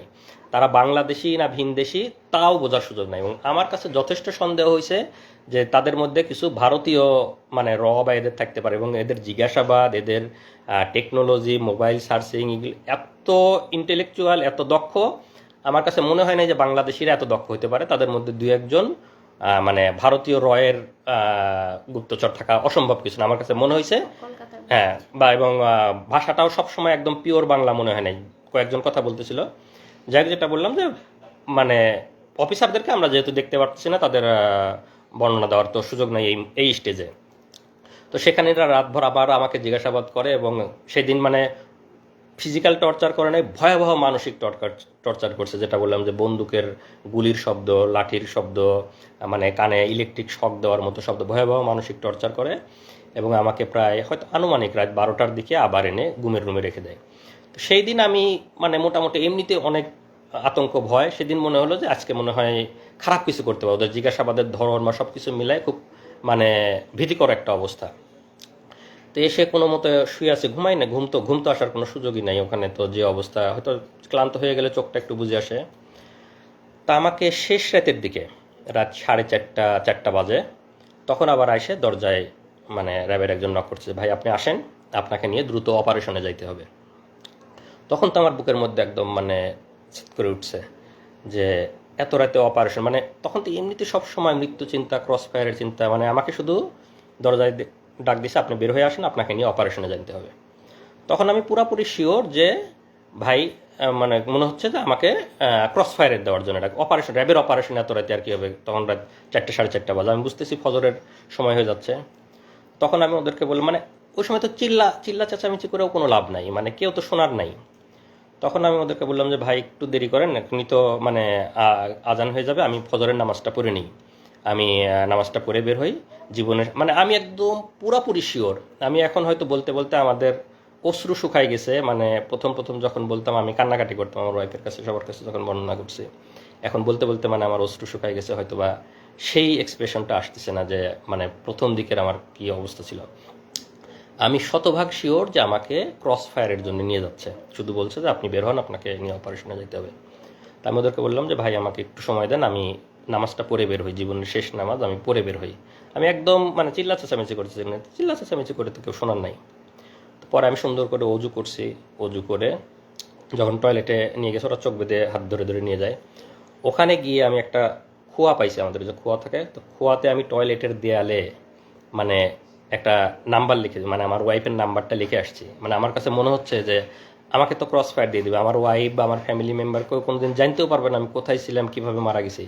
যদি কেউ কোনোদিন পরবর্তীতে গুম হয়ে এই টয়লেটে আসে, এই নাম্বারটা যদি দেখে, তাহলে হয়তো সে একটু বুঝতে পারবে, তাহলে হয়তো সে আমার ওয়াইফকে হয়তো একদিন ফোন দিয়ে যায়, এই নাম্বারটা ওখানে পাইছিলাম, আপনি কি আপনার এই নাম্বারটা আমি টয়লেটে পাইছি। এরকম মনে হচ্ছে যে কোনোভাবে যদি একটু জানাইতে পারতাম তাদেরকে যে আমাকে আজকে মেরে ফেলতে যায়, বা এরকম ফিলিংস। তা আমাকে বলে যে ভাই তাড়াতাড়ি করেন, আপনি তাড়াতাড়ি নামাজ পড়েন, আপনি তাড়াতাড়ি নিয়ে যেতে হবে, স্যাররা ওয়েট করতেছে। তা আমি অজু করে একদম ফজরের নামাজটা পড়লাম। আমার মানে সেই শেষ নামাজের যে কি ফিলিংস, এটা আমি মানে ভাষায় প্রকাশ করতে পারবো না। আমি একদম কনফার্ম আমাকে ক্রস ফায়ারে নিয়ে যাচ্ছে, এটা আমার জীবনের শেষ নামাজ। সেই নামাজের যে কি মানে ফিলিংস, সেটা আমার মানে এই মুহূর্তে বলার ভাষা নাই। নামাজ পড়ে আল্লাহর কাছে একদম অঝোরে কান্নাকাটি করে আল্লাহর কাছ থেকে জীবনের যত গুনাহ আছে সব মাপ চেয়ে একদম বিদায় নিয়ে যাচ্ছি, যে আল্লাহ তুমি আমার সব গুনাহ মাফ করে দিয়ে আমার বউ বাচ্চাকে দেখে রাখো। মানে একদম মৃত্যু পথযাত্রী মানুষের দোয়া যা হয়, আমি একদম দোয়া করে নামাজ পড়ে বের হলাম। আমাকে চোখ বেঁধে নিয়ে বের হলো। বের হওয়ার পরে আমি দেখলাম যে 3টা গাড়ি সাজানো, র্যাবের 3টা গাড়ি, সামনে, মাঝখানে, পিছনে। তো 3টা গাড়ি সবাই অস্ত্র সজ্জিত হয়ে ওখানে দাঁড়ায় আছে, র্যাবেরিয়ে কেউ হয়তো কাটার নিয়ে দাঁড়ায় আছে, কেউ হাতুড়, কেউ এরকম। তা তা আমার কাছে মনে হচ্ছে যে আমাকে ক্রস ফায়ার দিয়ে মারবে, যে কাটারগুলো দিয়ে হাত পা এগুলো কাটবে, মানে অঙ্গ প্রত্যঙ্গ বিচ্ছিন্ন করে ফেলবে, মানে বিভিন্ন রকমের অস্ত্র নিয়ে দ্বারা স্বাভাবিকভাবে ভীতিকর। তা আমাকে চোখটা এমনি বাইদে, ওখানে একটু দেখার মানে চোখটা খোলা ছিল জন্য সবগুলো দেখছি। আমাকে চোখ বাইদে মাঝখানের গাড়িতে তুললো, ওরা সামনের গাড়ি পিছনের গাড়ি, মাঝখানের গাড়িতে আরও পিছিয়ে উঠলো, আমাকে নিয়ে গাড়ি নিয়ে টান দিল। এটা হলো হয়তো ভোর 5টা মতো বা 4:30 থেকে 5টা আনুমানিক আর কি। তো গাড়ি চলতেছে আমি একদম অঝোরে শুধু আল্লাহর কাছে হাত তুলে দোয়া করতেছি, মানে জীবনের শেষ মুহূর্তের যত মাপ চেয়ে নেওয়া, জীবনের শেষ মুহূর্তের যত দোয়া আল্লাহর কাছে করতেছে। আর পাশের যারা আছে তারা সান্ত্বনা দিচ্ছে, ভাই কান্না করেন না, আল্লাহ আল্লাহ আল্লাহ শিখ করি, তারা তখনও সান্ত্বনা দিচ্ছে। আর আমি অজোরে আল্লাহর কাছে শুধু দোয়া করে যাচ্ছে এরকম। আমি তো জানি যে আমাকে ক্রস ফায়ারে নিয়ে যাচ্ছে, শেষ মুহূর্তে যত আল্লাহর কাছে মাপ চেয়ে নেওয়া যায়। তো এইভাবে প্রায় 1 ঘন্টা মতো গাড়িটা চললো। চলার পরে কোথায় যেন থামলো। তো আমার যেহেতু চোখ বাঁধা, আমি তো বুঝতে পারতেছি না কোথায় থামলো। তো গাড়ি থামানোর পরে ওরা মনে হলো যে 10-15 মিনিট কোথায় যেন গেছে আশেপাশে, মানে আমার সাথে 2-1জন রেখে বাকিরা কোথায় যেন গেলো 10-15 মিনিট। তো 10-15 মিনিট পরে এসে আমাকে গাড়ি থেকে নামানোর পরে তো তখন আমাকে যেহেতু এয়ারপোর্ট থেকে তুলে নিয়ে গেছিলো, আমার লাগেজ, আমার ল্যাপটপের ব্যাগ সব কিছু আমার হাতে, আমার লাগেজটা ধরাই দিল, কাঁধে ল্যাপটপের ব্যাগটা দিল, আমার মোবাইলটা দেয়নি, মোবাইলটা দিলে যদি কোথায় কল দেই। তো ওই সময় আমার চোখটা খুলে দিল। চোখ যখন খুলে দিল তখন আমি দেখি আমাকে নামাই দিছে বিমানবন্দর স্টেশন, এয়ারপোর্টের অপোজিটে যে বিমানবন্দর স্টেশনের সামনে নামাই দিছে। তো এটার কারণ হলো যেহেতু আগের দিন সব জায়গায় নিউজ হয়ে গেছে যে কোরিয়াতে ফেরার পথে পিএইচডি গবেষক অপহরণ হয়েছে, আমার বাড়ি পাবনাতে, আমাকে বিমানবন্দরের সামনে থেকে পাওয়া যাচ্ছে না, বিমানবন্দরে যাওয়ার পথে পাওয়া যাচ্ছে না, এরকম নিউজ হয়েছে। এই জন্য ওরা আমাকে বিমানবন্দর স্টেশনের সামনে নামাই দিছে। নামাই দিয়ে তখন আমাকে বলতেছে যা, তোর যেখানে খুশি যা। আচ্ছা, আরেকটা জিনিস, ওই নামানোর আগে গাড়ির মধ্যে আমার হাতে একটা দিয়ে ওই শয়তানটার নামটা আরেকটু পরে বলবো, মানে চরমভাবে একটা চাপ দিচ্ছে, একটা কি যেন একটা ডিভাইস আমার সবগুলো আঙ্গুলের মধ্যে দিয়ে, মানে মনে হচ্ছে সবগুলো আঙ্গুল ভেঙে ফেলতেছে, যাতে আমি শক্ত করে কোনো কিছু ধরতেও না পারে আমার লাগেজটা কোনো মতো। তো চরমই আমি তো অনেক চেঁচামেচি করে গাড়ির মধ্যে আর কি। পরে নামাই দিয়ে লাগেজ ধরাই দিল, কাঁধে আমার ল্যাপটপের ব্যাগ, বলে যা যেখানে খুশি যা। পরে আমি তাকায় দেখলাম বিমানবন্দর স্টেশন। আমি তখনও ভাবতেছি, মানে আমার তখনও তো মৃত্যু আতঙ্ক, আমি ভাবতেছি যে আমি ছেড়ে দেবো, পিছন থেকে হয়তো গুলি করে মেরে ফেলবে। আর গাড়িতে যখন নিয়ে আসতেছিল তখন তো মনেই হচ্ছিল যে হয়তো আমাকে কোনো ব্রিজের উপরে নিয়ে যাবে, কোনো ফাঁকা জায়গায় নিয়ে যাবে, গিয়ে গুলি করে মেরে ফেলে দেবে নদীতে বা ব্রিজ থেকে ফেলে দিবে, মানে বাংলাদেশে যেভাবে লাশ ভাসে থাকে সেরকম আমি কল্পনা করতেছি, আল্লাহর কাছে দোয়া করতেছি। আর বিমানবন্দর স্টেশনে নামাই দেওয়ার পরে আমি দেখতেছি বিমানবন্দর স্টেশন, কিন্তু আমার মনের মধ্যে মৃত্যু আতঙ্ক। আমার কাছে মনে হচ্ছে যে আমি হাঁটতে থাকবো, পিছন থেকে মনে হয় গুলি করে মেরে দিবে আর কি, ক্রস ফায়ার করে দিবে, এরকম মনে হচ্ছে। তা আমি আশেপাশে হাঁটতেছি আর ওরা আমাকে ঘিরে ধরে হাঁটতেছে। তো যারা ঘিরে ধরে হাঁটতে, যেহেতু আমার এই স্টেজে চোখ খোলা, আমি তো সবাইকে দেখতে পাচ্ছি। আর কয়েকদিন গার্ড দিছে, গার্ডদের অনেকের তো চেহারা আমি দেখছি। তো সেই গার্ডদের অনেকের র্যাবের ড্রেস পরা, অনেকের ড্রেস ছাড়া, তো সব রকমই আছে।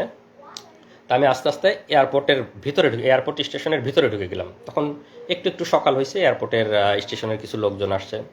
তা আমার মধ্যে তো আমি দেখতেছি তারা আমার চারপাশে ঘিরে আছে। আবার আমার মনে হচ্ছে আমি যদি কোনোভাবে একটু ফ্যামিলিকে জানাইতে পারতাম। তা আমি ওখানে গিয়ে 1-2জনকে একটু রিকোয়েস্ট করলাম, ভাই একটু মোবাইলটা দেওয়া যাবে, আমি একটু বাড়িতে কল দেবো। তো ওরা হয়তো আমার পিছন থেকে সিগন্যাল দিচ্ছে, খবরদার দেওয়া যাবে না। তো লোকজন না করলো যে না দেওয়া যাবে না, হ্যাঁ মোবাইল দিতে পারবো না। তো 2জনকে আমি রিকোয়েস্ট করছি, ভাই প্লিজ আমাকে একটু মোবাইলটা দেন, আমি একটু আমার বাড়িতে কল দিব। মানে ওরা দেখতেছে আমি ওদেরকে দেখতেছি, কিন্তু তারপর আমি রিকোয়েস্ট করতেছি। তো ওদের হয়তো সিগন্যাল পায়, সে আর দেয় নেই। তো আমি স্টেশনে আরেকটু হাঁটতেই যে আমাকে প্রথমে হাত ধরে তুলে নিয়ে গেছিলো, ওর নামটা আরেকটু পরে বলবো, যেহেতু এখনো পর্যন্ত আমি তো জানি না সে কে, তো যখন জানবো তখনই বলবো। যে আমাকে বিমানবন্দরে হাত ধরে তুলে নিয়ে গেছিলো, যে শুয়োরটা, সেই এসে আবার আমার হাত ধরলো। হাত ধরে বলতেছে, এই আপনার নামে গোপন রিপোর্ট আছে, আপনারা সরকার বিরোধী লেখালেখি করেন, আপনারা নির্বাচনকে সামনে রেখে অপপরিকল্পনা করতেছেন। তো আপনাকে আমরা অ্যারেস্ট করতে আসছি। আমাদের কাছে গোপন রিপোর্ট ছিল যে আপনি এই মুহূর্তে এয়ারপোর্ট স্টেশনে আসবেন। আর ওই যে আমাকে গাড়িতে 10-15 মিনিট রেখে ওরা কোথায় যেন গেছিল, ওরা গিয়ে একটা ট্রেনের টিকিট কেটে নিয়ে আসছে। ট্রেনের টিকিট কেটে আমার ল্যাপটপের ব্যাগের মধ্যে ঢুকাই দিছে, যে আমি এইমাত্র পাবনার ঈশ্বরদী থেকে ট্রেনে করে এসে বিমানবন্দর স্টেশনে নামলাম। যেহেতু আগের দিন সব সংবাদ মাধ্যমে নিউজ হয়ে গেছে যে আমার বাড়ি পাবনাতে, আমি বিমানবন্দর থেকে উধাও হয়ে গেছি। তো ওরা ট্রেনের টিকিট কেটে দিয়েছে যে আমি ট্রেনে করে পাবনা ঈশ্বরদী থেকে এয়ারপোর্ট স্টেশনে এসে নামলাম। তো আমাকে ধরার পরে আপনার নামে রিপোর্ট আছে, আমার ল্যাপটপের ব্যাগ থেকে ট্রেনের টিকিটটা বের করলো। বের করে ওদেরই কিছু লোকজন সেট করা আছে এয়ারপোর্টের ওখানেই, স্টেশনের ওখানেই। তো তাদেরকে দেখাচ্ছে, এই যে দেখেন ভাই, ওদের ট্রেনের টিকিট দেখাচ্ছে এরকম, যে দেখেন ট্রেনের টিকিট, আমাদের কাছে গোপন তথ্য ছিল, এই এখন ঈশ্বরদী থেকে এখানে আসবে, সেই গোপন তথ্যের ভিত্তিতে আমরা আমরা ওকে ধরতে আসছি, তো আপনারা সাক্ষী থাকলেন না। এইটা হলো আমার ট্রেনের টিকিট, কারণ আমি যে জামালপুর থেকে ইসলামপুর থেকে গেছিলাম তারিখ সহ, এটা আমার ট্রেনের টিকিট, যে আমি বিমানবন্দরে 3 দিন আগে গেছিলাম, এটা আমার ট্রেনের টিকিট। আর ওরা একটা ট্রেনের টিকিট কেটে ওই সময় আমার ব্যাগের মধ্যে ঢুকাই দিছিল। তো ঢুকাই দিয়ে লোকজনকে দেখালো যে ট্রেনের টিকিট আপনারা সাক্ষী থাকলেন, ও এখন ঈশ্বরদী থেকে আসছে, এই সময় আমরা ওকে ধরে নিয়ে যাচ্ছি। তো কয়েকজন সাক্ষী রাখতে হয় ওখানে, ওদেরই দু একজন পানের দোকানদার বা আশেপাশে যারা, এই যে আপনাদের নাম দাম লিখে নিয়ে গেলাম, আপনারা সাক্ষী। সাবিনা কোন হ্যাঁ, সাবিনা কনফেকশনারি, বিমানবন্দর স্টেশনে একটা সাবিনা এখনো আছে কিনা জানি না। তো ওইখান থেকে আমাকে ওদের দু একজন সাক্ষী লিখিত রাখলো। আর ওখানে লোকজন আবার ওদেরই লোকজন নাটক সাজাচ্ছে, ওরা দেখাচ্ছে যে ওই মোবাইল বের করে, এই যে দেখেন ভাই ফেসবুকে এরা বিভিন্ন সরকার বিরোধী লেখালেখি করে, যে ফেসবুকে আপনারা দেখেন এরা বিভিন্ন গুজব ছড়ায়, মানে সরকার বিরোধী অপপ্রচার করে, এরকম মানে লোকজনকে বলতেছে। আর লোকজন অনেকে আগে আসে, হায় রে সরকার এত উন্নয়ন করে তারপরেও ছেলেরা সরকারের বিরুদ্ধে লেখে, এরকম দু একজন বলতেছে। তা আমি ওদেরকে আবার আপনারা ওদের লোক, আপনারা জান, আপনারা মানে ওদের না এখানে নাটক করতেছেন, আমি ওদেরকে চিল্লাপাল্লা করতেছি। যখন আমাকে বলতেছে যে আপনার নামে রিপোর্ট আছে, আপনাকে আমরা ধরতে আসছি, আমি তখন চিল্লাপাল্লা করছে যে আমাকে মানে গ্রেপ্তার করতে আসছেন, মানে আমি তো 3 দিন আপনাদের ওখানে ঘুমছিলাম, এখানে আমাকে এনে নাটক করতেছেন, মানে আমি খুব চিল্লাপাল্লা করছি। আশেপাশের লোকজন অন্তত যাতে জানে যে আমাকে ওরা 3 দিন ধরে ঘুম করে। আমার খালি মনে হচ্ছে কেউ যদি আমার একটু ছবি তুলে মানে নিউজে টিউজে দেয় বা ফেসবুকে দেয়, অন্তত আমার ফ্যামিলি বা পরিচিত কারো না কারো নজরে আসবে। আমি খুব চিল্লাপাল্লা করছি, ভাই আমাকে গুম করে রাখছিল, এরা আমাকে গুম করে রাখছিল, আমাকে ক্রস ফায়ারে দিবে, ভাই আমাকে মারি ফেলবে, কেউ আমার একটু ছবি তোলেন, কেউ একটু ফেসবুকে দেন, আমি এরকম চিল্লাবো। ওরা আমার মুখ চাপে ধরার চেষ্টা করছে, চুপ চুপ চুপ, এরকম মানে 2-1 কিল ঘুষিয়ে দিছে আমাকে। তো ওরা ওদের মতো তাড়াতাড়ি সাক্ষী নিয়ে আমাকে আবার বিমানবন্দর স্টেশন থেকে টেনে ঢেরে বের করে নিয়ে আসতো। আমাকে যখন বের করে নিয়ে আসছে তখনও আমি চিল্লাপাল্লা করতেছি, ভাই কেউ আমার একটা ছবি তোলেন, ভাই কেউ আমার একটা ছবি তোলেন, আমাকে ওরা নিয়ে যাচ্ছে, আমাকে গুম করে রাখছিল, কেউ কেউ একটু আমার ছবি তুলে একটু দেন, এরকম আমি বলতেছি। কিন্তু কেউই তো সাহস করে আর মানে মোবাইল বের করে ছবি তুলতে পারতেছে না। তো ওরা নিয়ে এসে বিমানবন্দরের সামনে যে ওদের আবার গাড়ি দাঁড় করায়, আমাকে একটু আগেই তো ওদের গাড়িতে করে নিয়ে আসছে, আবার গাড়িতে করে নিয়ে আবার চোখ বেঁধে ওদের যে ক্যাম্প সেখানেই নিয়ে গেল। তো এই পর্যায়ে নিয়ে যাওয়ার পরে নিয়ে গেল, তখন তো সকাল হয়ে গেছে। তো ওখানে যাওয়ার পরে কিছুক্ষণ পরে আমাকে এই প্রথম অফিসারটা তার রুমে নিয়ে গেল, আমাকে ডাক দিয়ে নিয়ে গেল যে আমার সাথে এখন তো যেহেতু মানে হয়ে গেছে, ওখানে নিয়ে যাওয়ার পরে ওরা আবার আমি তো জানি না সংবাদ সম্মেলন, যেহেতু আমি ওদের ওখানে আছি, ওরা জানে, ওরা বলবে যে এই সময় আপনারা জানেন সবাই যে সংবাদ সম্মেলন করলো। ওরা সংবাদ সম্মেলন ডাকে, সব সাংবাদিক ডাকে, সব ওদের, যেহেতু তখন তো দালাল মিডিয়া ছিল, এখন ইনশাল্লাহ মিডিয়া সত্য কথা বলবেন, আপনারা সত্য কথা লিখবেন। তো মিডিয়াতে প্রচার করলো যে এই সেই কথিত পিএইচডি গবেষক, সে আসলে কোরিয়াতে কোনো পিএইচডি করতো না, তারা সরকার বিরোধী অপপ্রচার করতো, সরকার বিরোধী লেখালেখি করতো, সে গোপনে আজকে কোরিয়াতে পালায় যেতে লাগছিল, আমরা গোপন তথ্যের ভিত্তিতে বিমানবন্দর স্টেশন থেকে তাকে গ্রেপ্তার করে নিয়ে আসছি। তো এরকম সরকার মানে তাদের মতো করে সাজায় তারা সংবাদ সম্মেলন করে বিভিন্ন মিডিয়াতে দিয়ে দেওয়ার পরে ওখানে আমি তো এগুলো জানি, যেহেতু আমাকে ওখানে রাখছে, তারপরে আমাকে অফিসারটা তার রুমে ডাকলো চোখ খোলা অবস্থায়, এই প্রথম। তো তখন যখন আমাকে ডাকছে তখন আমি প্রথমবারের মতো তার মানে রুমে ঢোকার আগে তার নেম প্লেটটা একবার দেখে গেছি যে কে। পরে তো ভিতরে ঢুকে তার সাথে আমার নাম ধাম ইয়েটেগুলো, যে তোমার নামে এখন মামলা দেওয়া হবে, আমরা তোমার নামে ডিজিটাল নিরাপত্তার মামলা দিয়ে তোমাকে ইয়ে করে দিবে, এরকম বলতেছে আর কি। তো যেহেতু নেম প্লেটটা দেখে গেছে, এই সময় আমি বলতেছি যে এই শুয়োরটা হলো আমাকে গুম করা থেকে শুরু করে সব কিছু নিজে হাতে করছে, এবং আমরা বসিলা মোহাম্মদপুর ক্যাম্পে যে 5 জন ছিলাম, 5 জনকে সে নিজে হাতে গুম করছে। এবং পরবর্তীতে আমি জেলে ছিলাম, জেলে থাকা অবস্থায় অনেকের সাথে কথা হয়েছে, তাদেরকেও সে গুম করছে। তা আমি তার ছবিটা আমার কমেন্টে দিয়ে দিব আপনাদের ইয়েতে, তার বিস্তারিত। তার নাম হলো মহিউদ্দিন ফারুকি। 2018 সালে র্যাব 2 বসিলা মোহাম্মদপুরে সে ছিল কোম্পানি কমান্ডার। পরবর্তীতে সে ওখান থেকে চলে যায় হলো পুলিশ সদর দপ্তরের সাপ্লাই শাখার এআইজি ছিল। এতটুকু পর্যন্ত তার ইনফরমেশন আমি জানি।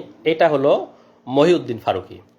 এটা হলো মহিউদ্দিন ফারুকের ছবি। আমরা জাস্ট ছবিটা আপনাদেরকে দেখাচ্ছি, আমি পরবর্তীতে আমার কমেন্টে দিয়ে দেবো বিস্তারিত। এইটা হলো সেই মহিউদ্দিন ফারুকি।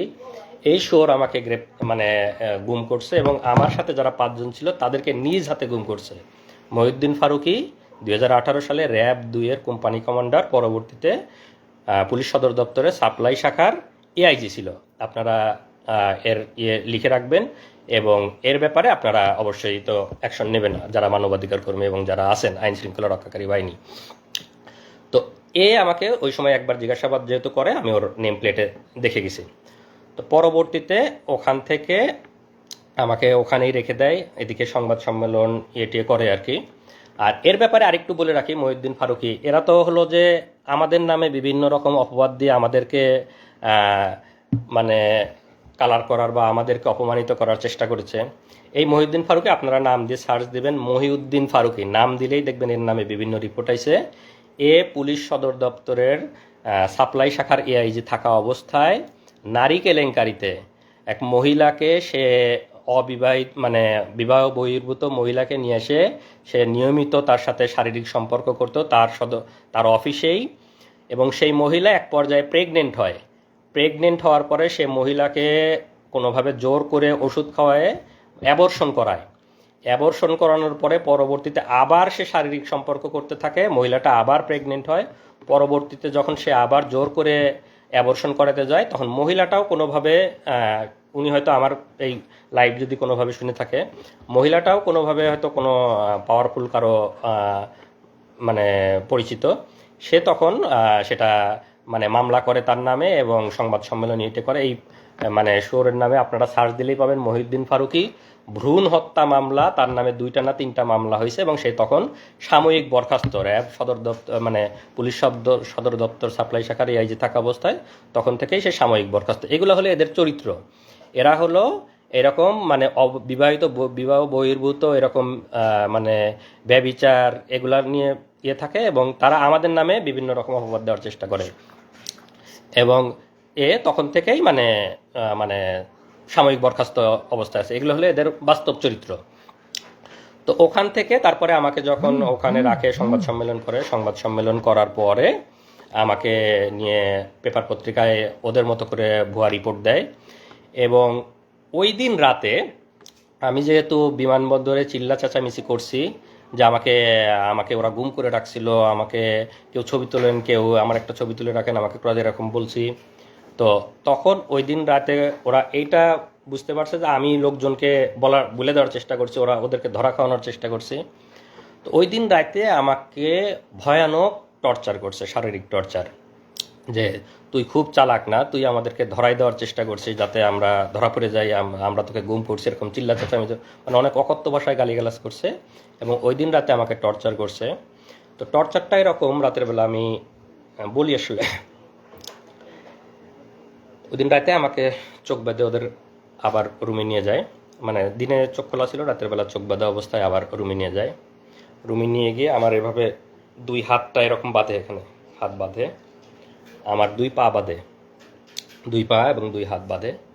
আমার এই হাতের মধ্যে দিয়ে এই দিক দিয়ে একটা বাঁশ মতো ঢুকাই দেয়, আমি তো চোখ বাঁধা দেখতে পাচ্ছি না, বাঁশ মতো এরকম আড়াআড়ি ঢুকাই দেয় এবং আমার পায়ের উপরে এখানেও আড়াআড়ি একটা বাঁশ মতো রেখে দেয়। তো 2টা বাঁশ, আমার দুই পায়ের উপর আড়াআড়ি একটা, আমার হাতের উপর আড়াআড়ি একটা। আর এই 2 বাঁশের উপরে মানে এই বাঁশের উপরে 2-4 জন, ওই বাঁশের উপরে 2-4 জন এরকম দাঁড়ায়, মানে রুটি বলার মতো, যেরকম মানে আমরা যেরকম বেলন দিয়ে রুটি বলি এইরকম একদম চাপ দিয়ে এরকম বলতেছে। আমি তো চিল্লাই করছি। যখন চিল্লাচ্ছি তখন আমার মুখের মধ্যে গামছা গুঁজে দিছে যাতে মানে চিৎকার বাইরে না যায়, আমার মুখের মধ্যে চিল্লাচ্ছে। পরে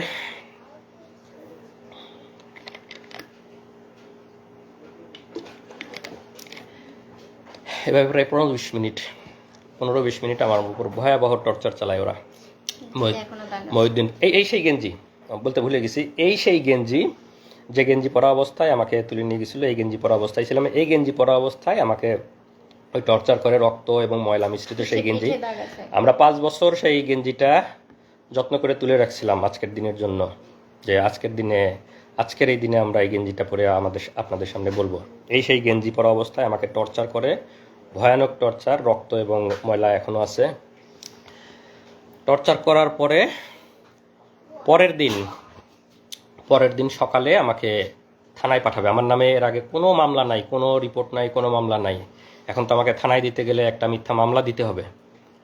তখন পরের দিন সকালে ওরা একটা ভুয়া ডিজিটাল নিরাপত্তা, আপনারা জানেন যে ডিজিটাল নিরাপত্তা আইনের অবস্থা, আমরা সবাই এই আইনের যে কালো দিক, সেদিকের শিকার মানবাধিকার কর্মীরা, সাংবাদিকরা, আমরা যারা বাক স্বাধীনতায় বিশেষ করে আমরা সবাই শিকার। তা আমার নামে ভুয়া ডিজিটাল নিরাপত্তা আইনে একটা মামলা দেয়। মামলা দিয়ে সকালে আমাকে থানায় পাঠাবে। থানায় পাঠানোর আগে আমার তো এই ড্রেসটার অবস্থা খুবই খারাপ, রক্ত ময়লা সব কিছু ভর্তি। তো এইটা করে যখন আমি থানায় যাব, থানা থেকে যখন কোর্টে উঠবো, তখন তো সবাই দেখবে আমার অবস্থা। তখন ওরা করে কি, আমার যেহেতু লাগেজ ওদের কাছেই, আমাকে এয়ারপোর্ট থেকে তুলে নিয়ে গেছে, লাগেজ তো ওদের কাছেই, লাগেজে আমার জামা কাপড় আছে, লাগেজ থেকে অন্য একটা গেঞ্জি নিয়ে আসলো। অন্য একটা গেঞ্জি নিয়ে এসে আমাকে বললো যে এটা চেঞ্জ কর। এটা খুলে আমাকে ফ্রেশ যে একটা গেঞ্জি, সেই একটা গেঞ্জি পরতে দিল, এই গেঞ্জিটা পর। তো আমার হাত পায়ের আমার ওঠার মতো অবস্থা নাই, কোনো মতে ওরাই পরাই দিল। আমি কোনো মতো করে পরে গেঞ্জিটা চেঞ্জ করে এই গেঞ্জিটা আমার লাগেজে, ভাগ্যিস এই গেঞ্জিটা ওরা আমার লাগেজে দিয়ে রাখছিল, এটাই করে লাগেজেই ফেলে দিয়ে রাখছে। পরবর্তীতে তো আমি জেল থেকে বের হওয়ার পরে যখন লাগেজ নিয়েছি, তখন আসলে এই গেঞ্জিটা আবার পাইছি। তো আমাকে ফ্রেশ একটা গেঞ্জি পরায়ে আমাকে থানায় পাঠায় দেয়। থানায় পাঠায় দিয়ে সেখানে যেটা বললাম যে আমার নামে মিথ্যা ডিজিটাল নিরাপত্তা আইনে মিথ্যা মামলা দেয়। মামলা দেওয়ার পরে আমি তো থানায় এসে, এদিকে তো আমার পরিবার খোঁজাখুঁজি করতেছে যে সংবাদ সম্মেলনে ওরা জানছে, দেখতে পাইছে যে আমাকে গ্রেপ্তার দেখাইছে, কিন্তু এখনও ওদের সাথে আমার দেখা হয় নাই। আমি তো বুঝতে পারতেছি না যে আমাকে গ্রেপ্তার পেপার পত্রিকায় মিডিয়ায়, কারণ আমি তো আমার জগতে। তো এই পর্যায়ে ওরাও খোঁজাখুঁজি করতেছে। তো এখন ও একটু সংক্ষেপে বলুক যে ওদের থানায় আসার পরের অভিজ্ঞতা। আমার কথা শেষ হয়েছিল যে আমার থেকে টাকা নিল, টাকা নেওয়ার পর তারা কনফার্ম করলো যে টাকা পেয়েছি, একটু পরে ছেড়ে দিব। তো আমরা ওয়েট করছি, আর কোনো খবর নাই।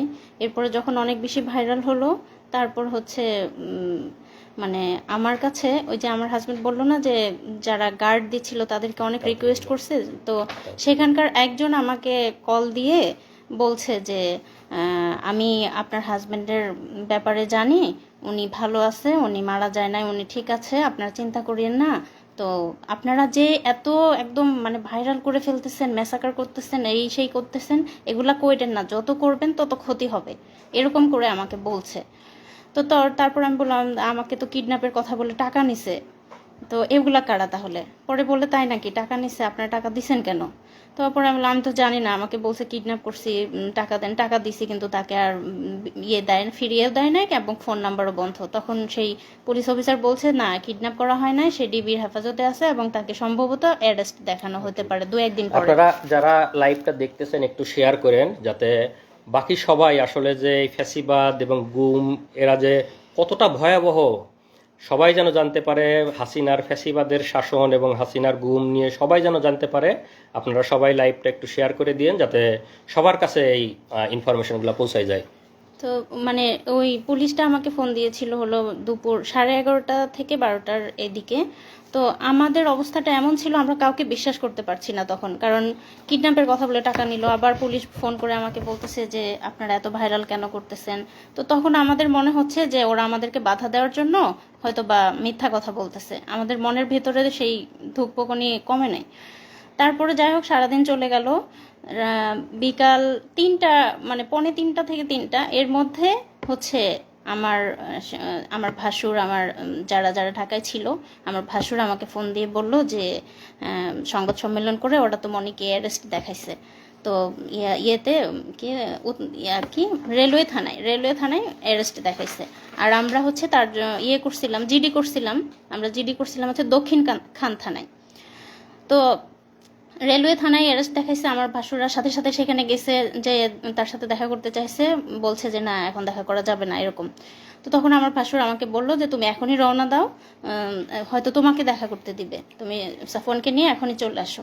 তখন আমি আমার ট্রেন ছিল আমার ইসলামপুরে জামালপুরে, তখন ট্রেন ছিল 3:30, আমি সেই ট্রেনে তখনই রওনা দিই আমার বাচ্চাটাকে নিয়ে।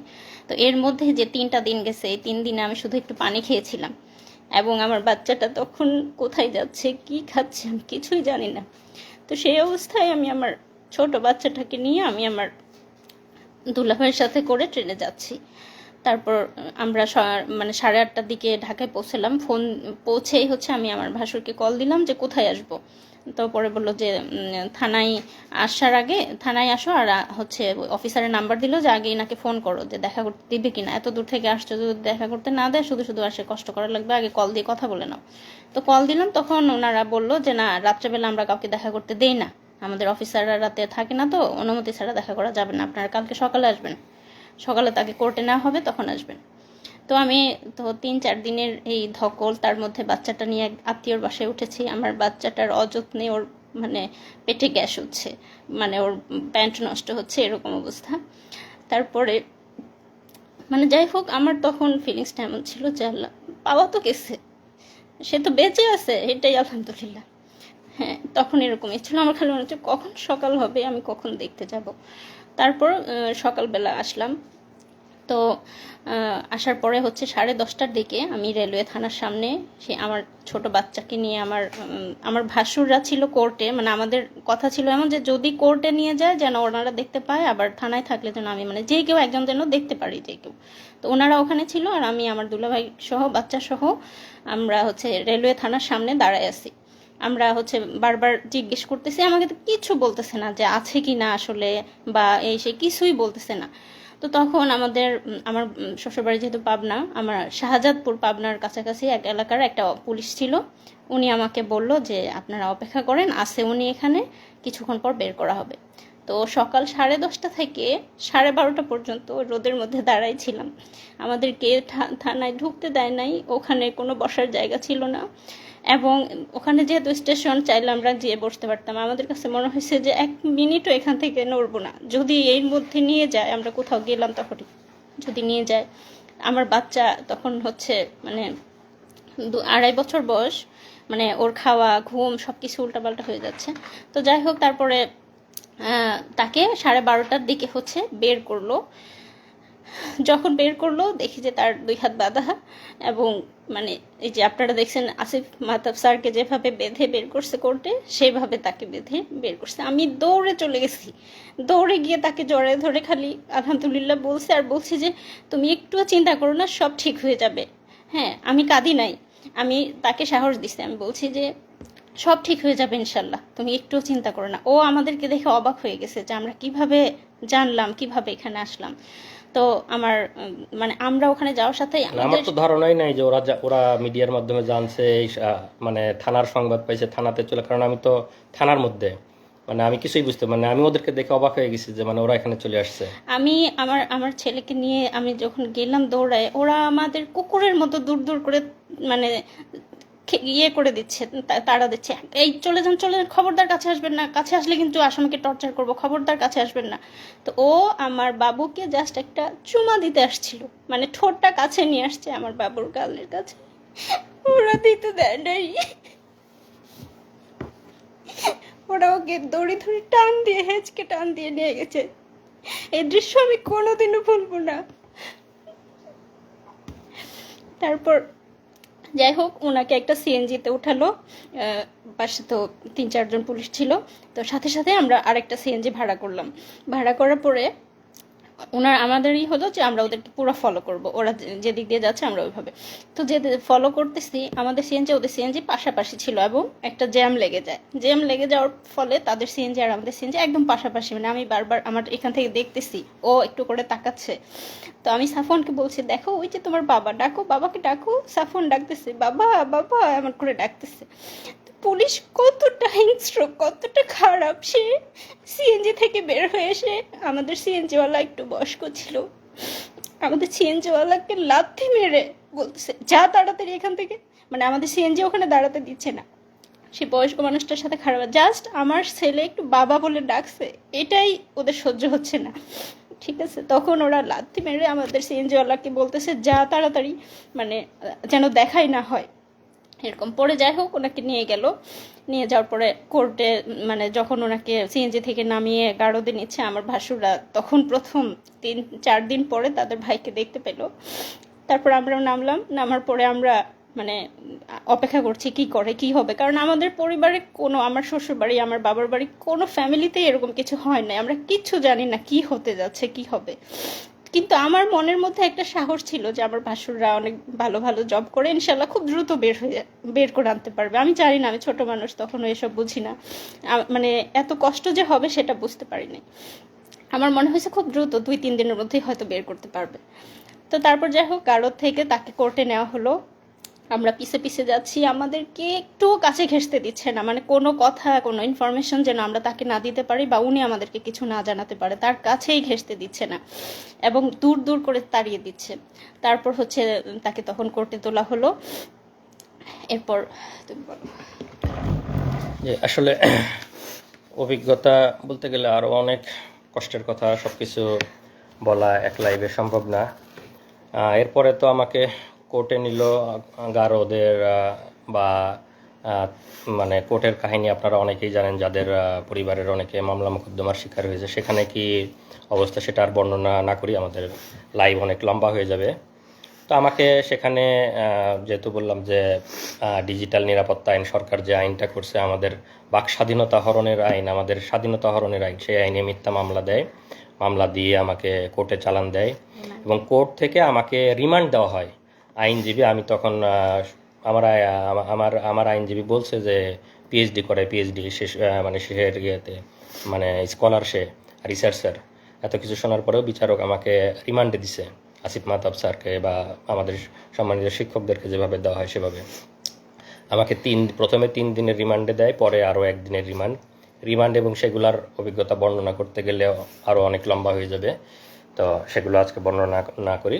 তো 3 দিনের মানে রিমান্ডগুলো শেষ হওয়ার পরে আমাকে রিমান্ডের ওখানে আমার ফ্যামিলির কাছ থেকে টাকা দাবি করছে, আমার কাছে ফ্যামিলির কাছ থেকে টাকা করছে, আমার ওখান থেকে টাকা নিছে। আমার মোবাইলটা ওদের কাছে ছিল। মানে হাসিনা তো সারা বাংলাদেশে মানে পুলিশ এবং সব জায়গায় যে দুর্নীতি করছে, ওরা ওখানেই আমাকে বলতেছে যে মানে টাকা দিতে হবে। মানে ওখানে আমি কিভাবে টাকা দিব, তখন মানে আমাকে বিভিন্ন রকম ভয়ভীতি দেখাচ্ছে, আমার ফ্যামিলির উপর করবে, ফ্যামিলির উপর মানে ফ্যামিলিকেও জড়াবে এগুলোর মধ্যে। তখন আমি ওদেরকে বললি যে আমার মোবাইলটা আপনাদের কাছে আছে কিনা। হ্যাঁ, মোবাইল আছে। তখন আমি যেহেতু ইন্টারনেট ব্যাংকিং ইউজ করতাম, আমার কোরিয়ার যে ইন্টারনেট ব্যাংকিংয়ের অ্যাপস আমার মোবাইলে ইনস্টল করা ছিল, আমি ওখান থেকে ওদের মানে বিকাশে মানে ইনস্ট্যান্ট 10,000 টাকা ট্রান্সফার করে দেই। তখন মানে একটু মানে ঠান্ডা, মানে পুলিশ তো ঘুষখোর, মানে আমাদের কাছ থেকে 1 লাখ টাকা ওদের কাছ থেকেও চাইছে। তারপরে আমাকে মিথ্যা মামলা রিমান্ড শেষ করার পরে আদালতের মাধ্যমে আমাকে জেলে পাঠায় দেয়। তো জেলের অনেক অভিজ্ঞতা, জেল, রিমান্ড এগুলা বলতে গেলে আসলে আরও বিস্তারিত বলার সময় নাই, লাইভও লম্বা হয়ে যাবে। তো জেলের সবচেয়ে সুন্দর একটা অভিজ্ঞতা হলো যে আমাদের শহীদ দেলোয়ার হোসেন সাইদি হুজুরের সংস্পর্শ পাইছি আমি ওই সময়। সাইদি হুজুর এবং আমাকে কেরানীগঞ্জ জেল থেকে কাশিমপুর জেলে পাঠানো হয়েছিল। তো কাশিমপুর জেলে যখন ছিলাম, সাইদি হুজুর সেখানে ছিলেন। আমি এবং সাইদি হুজুর প্রায় 20-25 দিন একসাথে ছিলাম। বিকালে আমরা একসাথে হাত ধরে হাঁটতাম, সাইদি হুজুরের সাথে গল্প করতাম। অনেক অনেক অনেক নসিহা করছে, আমার হাত ধরে আমার ওই যে টর্চার করছে, আমার আঙ্গুলগুলা প্রায় আমি 3 মাস এই 2টা আঙ্গুল মানে কোনোভাবেই আমি মানে এরকম ভাঁজ করে এই 3টা আঙ্গুল দিয়ে আমি খাওয়া দাওয়া করতাম। এই 2টা আঙ্গুলের কোনো ফিলিং ছিল না। ওরা এমনভাবে মানে টর্চার করে যে এখানে বাইরে থেকে বোঝা যায় না, ভিতরের নার্ভ এবং ভেসেলগুলো যাতে ড্যামেজ হয়ে যায়। তো এই কারণে চাপ দেওয়ার ফলে হাত এবং পায়ের নার্ভগুলা কাজ করে না। বাইরে থেকে দেখে মনে হবে যে হালকা একটু দাগ বা এর মতো, কিন্তু ভিতরের নার্ভ মানে ড্যামেজ হয়ে যায়। এই কারণে দেখা যায় যে এদিকের সাপ্লাইগুলো বন্ধ হয়ে যায়। তো আমার এই 2টা আঙ্গুল প্রায় 3 মাস কোনো ফিলিংস পাইতাম না আমি। এবং আমি যেহেতু রিসার্চার, আমি পাইপেট ইউজ করি, আমি তো সবসময় এই ফিঙ্গারটা ইউজ করতে হয়। এই ফিঙ্গারের আমি কোনো মানে পেতাম, কোনো ফিলিংসই পাইতাম না। এটা তো এই ভাঁজ করা বা কোনো ফিলিংস ছিল না এই 2টা আঙ্গুল প্রায় 3 মাস। তো দেলোয়ার হোসেন সাইদি হুজুরের সভাপতি ছিলাম, উনি আমার হাতে মেসেজ করে দিছে, দোয়া করছে সাইদি হুজুরকে আল্লাহ জান্নাতুল ফিরদাউস নসিব করুক। এটা আমার জেলের সবচেয়ে সুন্দর অভিজ্ঞতা যে সাইদি হুজুরের মতো একজন মানুষের সহচর্যে আমি প্রায় 20 দিন ছিলাম। উনি আমাকে ওনার একটা ফতুয়াও গিফট করছিলেন ওই সময়। আর এই যে আমরা এতদিন পরে আজকে লাইভে আসছে, আপনারা সবাই জানেন যে বাংলাদেশ কোন ফ্যাসিবাদের মধ্যে ছিল। আমাদের কোনো বাক স্বাধীনতা ছিল না, আমাদের বলার কোনো সুযোগ ছিল না, বলার কোনো অধিকার ছিল না। মিডিয়া আমাদের কথা প্রচার করতো না। আমাদের পরিবারের উপর টর্চার করা হতো, আমি কোরিয়াতে চলে আসছি, আবার আল্লাহ আমাকে জেল থেকে অনেক কঠিন পথ পাড়ি দিয়ে আসতে হয়েছে, সেগুলা অন্য কোনো একদিন বলবো। তারপরেও আমার এখানে পিএইচডি ডিগ্রি হয়েছে, আল্লাহ আমাকে ভালো চাকরি মিলাইছে, অনেক ভালো আছি। কিন্তু তারপরেও তো মানে দেশের প্রতি টান আছেই। আর এতদিন যে আমরা বলতে পারি নাই, কিন্তু এর মাঝে তো আমরা চুপ ছিলাম না। আমরা যারা বলতে চাই তারা তো আমরা বিভিন্নভাবে বলার চেষ্টা করি। আমি আল জাজিরাতে, বিবিসিতে, আমাদের শ্রদ্ধেয় সামি ভাই, তাসনিম খলিল ভাই, ওনাদের সাথে কথা বলছি, ওনাদের কাছে বলছি, বিবিসিতে বলছি, আল জাজিরাতে বলছি, সব জায়গায় হাসিনার ফ্যাসিবাদ, হাসিনার গুম, এগুলো আমরা অলরেডি ইন্টারন্যাশনাল মিডিয়াতে দিয়ে রাখছিলাম। এবং আজকের যে এই যে সরকারের পতন, এগুলো আসলে তো সব কিছুরই সম্মিলিত একটা মানে বাইরে থেকে মানে র্যাবের যে স্যাংশন বা র্যাবের এগুলো সব কিছুই আসলে এই সম্মিলিত মানে রিপোর্ট বা এগুলোর মাধ্যমে হয়েছে। এবং আমি যেহেতু পিএইচডি রিসার্চার ছিলাম, আমি তো স্বাভাবিকভাবেই মোটামুটি তাদের সাথে ইংরেজিতে কথা বলতে পারবো। তো আমি তাদেরকে সব কিছু বিস্তারিত বলছি, বিবিসি, আল জাজিরা এবং মানবাধিকার সংগঠনগুলোকে। তো আসলে শেষ কথা এটাই যে আমরা যারা প্রবাসে আছি সবাই দেশকে ভালোবাসে, স্বাভাবিকভাবে আমিও ভালোবাসি, দেশকে অনেক ভালোবাসি। দেশকে ভালোবাসি জন্যই পিএইচডি শেষ করে ইচ্ছা ছিল দেশে ফিরে যাব, দেশে থাকব, দেশের জন্য কাজ করব। সেই আশা আকাঙ্ক্ষা নিয়েই গেছি। এবং নিজের যোগ্যতা বলে ইচ্ছা ছিল ইউনিভার্সিটিতে জয়েন করব, ইউনিভার্সিটিতে জয়েন করার চেষ্টা করেছি। কিন্তু আমাদের যেহেতু মেধাকে মূল্যায়ন করা হয় না, স্বাভাবিকভাবেই আমাকেও মূল্যায়ন করা হয় নাই। আমাকে দেশের জন্য কাজ করতে গিয়ে আমাকে আসামি হয়ে দেশ থেকে ফিরে আসতে হয়েছে। তো আমরা সেই কষ্ট নিয়েই এখনও আছি। শত কষ্টের পরেও আমরা আজকে আলহামদুলিল্লাহ বলি যে আমাদের শত জুলুম নির্যাতনের পরে আল্লাহ আমাদেরকে মুক্তি দিয়েছে, ফ্যাসিবাদ থেকে মুক্তি দিয়েছে, জালিমের শাসন থেকে মুক্তি দিয়েছে। এবং আজকে আমান, আজমি, আরমান ভাইরা ফিরে আসছে আয়নাঘর থেকে, এটা দেখে আমরা কান্না করতেছি। আমি, আমার স্ত্রী, আমরা কান্না করতেছি যে আমরা 3 দিন ঘুমিয়ে আমাদের কি অবস্থা ছিল, মনের অবস্থা। এই ভাইরা 8-10 বছর ধরে গুম, তাদের মনের অবস্থা কি? আপনারা হয়তো তাদের কথাও শুনবেন, তারা আস্তে আস্তে হয়তো আসবে। তাদের মানসিক অবস্থার কি অবস্থা আমি জানি না। 3 দিনেই তো আমার মানসিক অবস্থা বর্ণনা করলাম। এবং এই অবস্থায় সবসময় দেশে যাওয়ার জন্য উদ্যম, যেহেতু মিথ্যা মামলা দিয়ে রেখেছে এবং দেশের জন্য কাজ করতে গিয়ে দেশ থেকে আসামি হয়ে ফিরে আসছি। দেশে যাওয়ার খুব বেশি সুযোগ ছিল না। এর মাঝে আমার আম্মা ক্যান্সারে আক্রান্ত হয়ে মারা যায়। আমি আম্মাকে শেষবার দেখতে পারি। আম্মা মারা যাবে, আম্মা ডাক্তার বলছে যে এত মেয়াদ আছে, এত মাস ম্যাক্সিমাম হয়তো টাইম পাইতে পারে। আম্মার ডায়াগনোসিস হয়েছিল লেট স্টেজে। সব কিছু জানার পরেও আমরা আম্মার জন্য যাইতে পারি। শেষ মুহূর্তে না পেরে আম্মার যখন অবস্থা বেশি খারাপ, আমি টিকিট কাটছিলাম।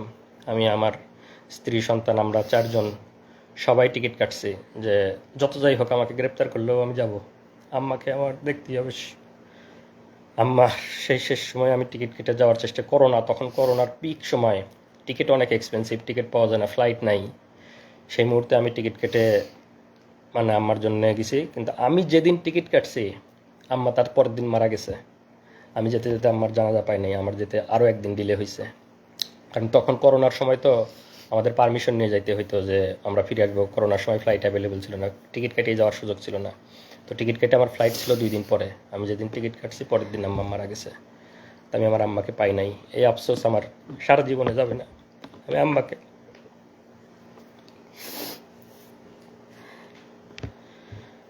আপনারা আমাদের জন্য দোয়া করবেন। যারা যারা জালিম হাসিনার ফ্যাসিবাদের কবলে আছেন সবার জন্য আমাদের দোয়া থাকবে। এবং যারা যারা আজকে আয়নাঘর থেকে ফিরে আসতেছেন তাদের জন্য দোয়া থাকবে। এবং আমরা আবার ফিরে আসতে চাই, শত নির্যাতনের পরেও আমরা চাই আমরা দেশে ফিরে আসব, দেশের জন্য কাজ করব। নতুন দেশ গঠনে আমরা সবাই একসাথে ঐক্যবদ্ধভাবে কাজ করব। এবং আমাদের নতুন বাংলাদেশ হবে সুজলা সুফলা, এবং যেখানে কোনো দুর্নীতি থাকবে না, যেখানে কোনো ফ্যাসিবাদ থাকবে না। এই ডিজিটাল নিরাপত্তা আইন, এই বাক স্বাধীনতা হরণের আইন উঠিয়ে দেওয়া হবে। এবং আমি আশা করি যারা মানবাধিকার সংস্থায় আছেন, যারা নতুন সরকার গঠন করবেন, তারা এই ফ্যাসিবাদী এবং বাক স্বাধীনতা হরণকারী এই ডিজিটাল নিরাপত্তা আইন আপনারা উঠিয়ে দিবেন। যারা যারা আমরা নির্যাতনের শিকার তাদেরকে এই জুলুম থেকে আপনারা মুক্তি দেবেন। এবং আমি পরিশেষে যে ছাত্র আন্দোলনের মাধ্যমে এই ফ্যাসিবাদ, এই জুলুম থেকে আমরা মুক্তি পেয়েছি আল্লাহর অশেষ মেহেরবানিতে, তাদেরকে আমি ধন্যবাদ দিতে চাই। তাদেরকে ধন্যবাদ দিয়ে আমি ধন্যবাদ দেওয়ার কোনো ভাষা আমার জানা নেই। তাদের এই আন্দোলনের ফলে এবং যারা শহীদ হয়েছেন তাদের আত্মার মাগফিরাত কামনা করি। পরিশেষে আমি বলবো যে আমরা সবাই মিলে ইনশাল্লাহ একটা নতুন বাংলাদেশ গড়ব, যেখানে থাকবে না কোনো ভেদাভেদ, কোনো মারামারি, কোনো এরকম কোনো যাতে আর কাউকে এভাবে লাইভে এসে তার এই কঠিন কঠিন পরিস্থিতির বর্ণনা না করতে হয়। সবাইকে ধন্যবাদ। আসসালামু আলাইকুম ওয়া রাহমাতুল্লাহ।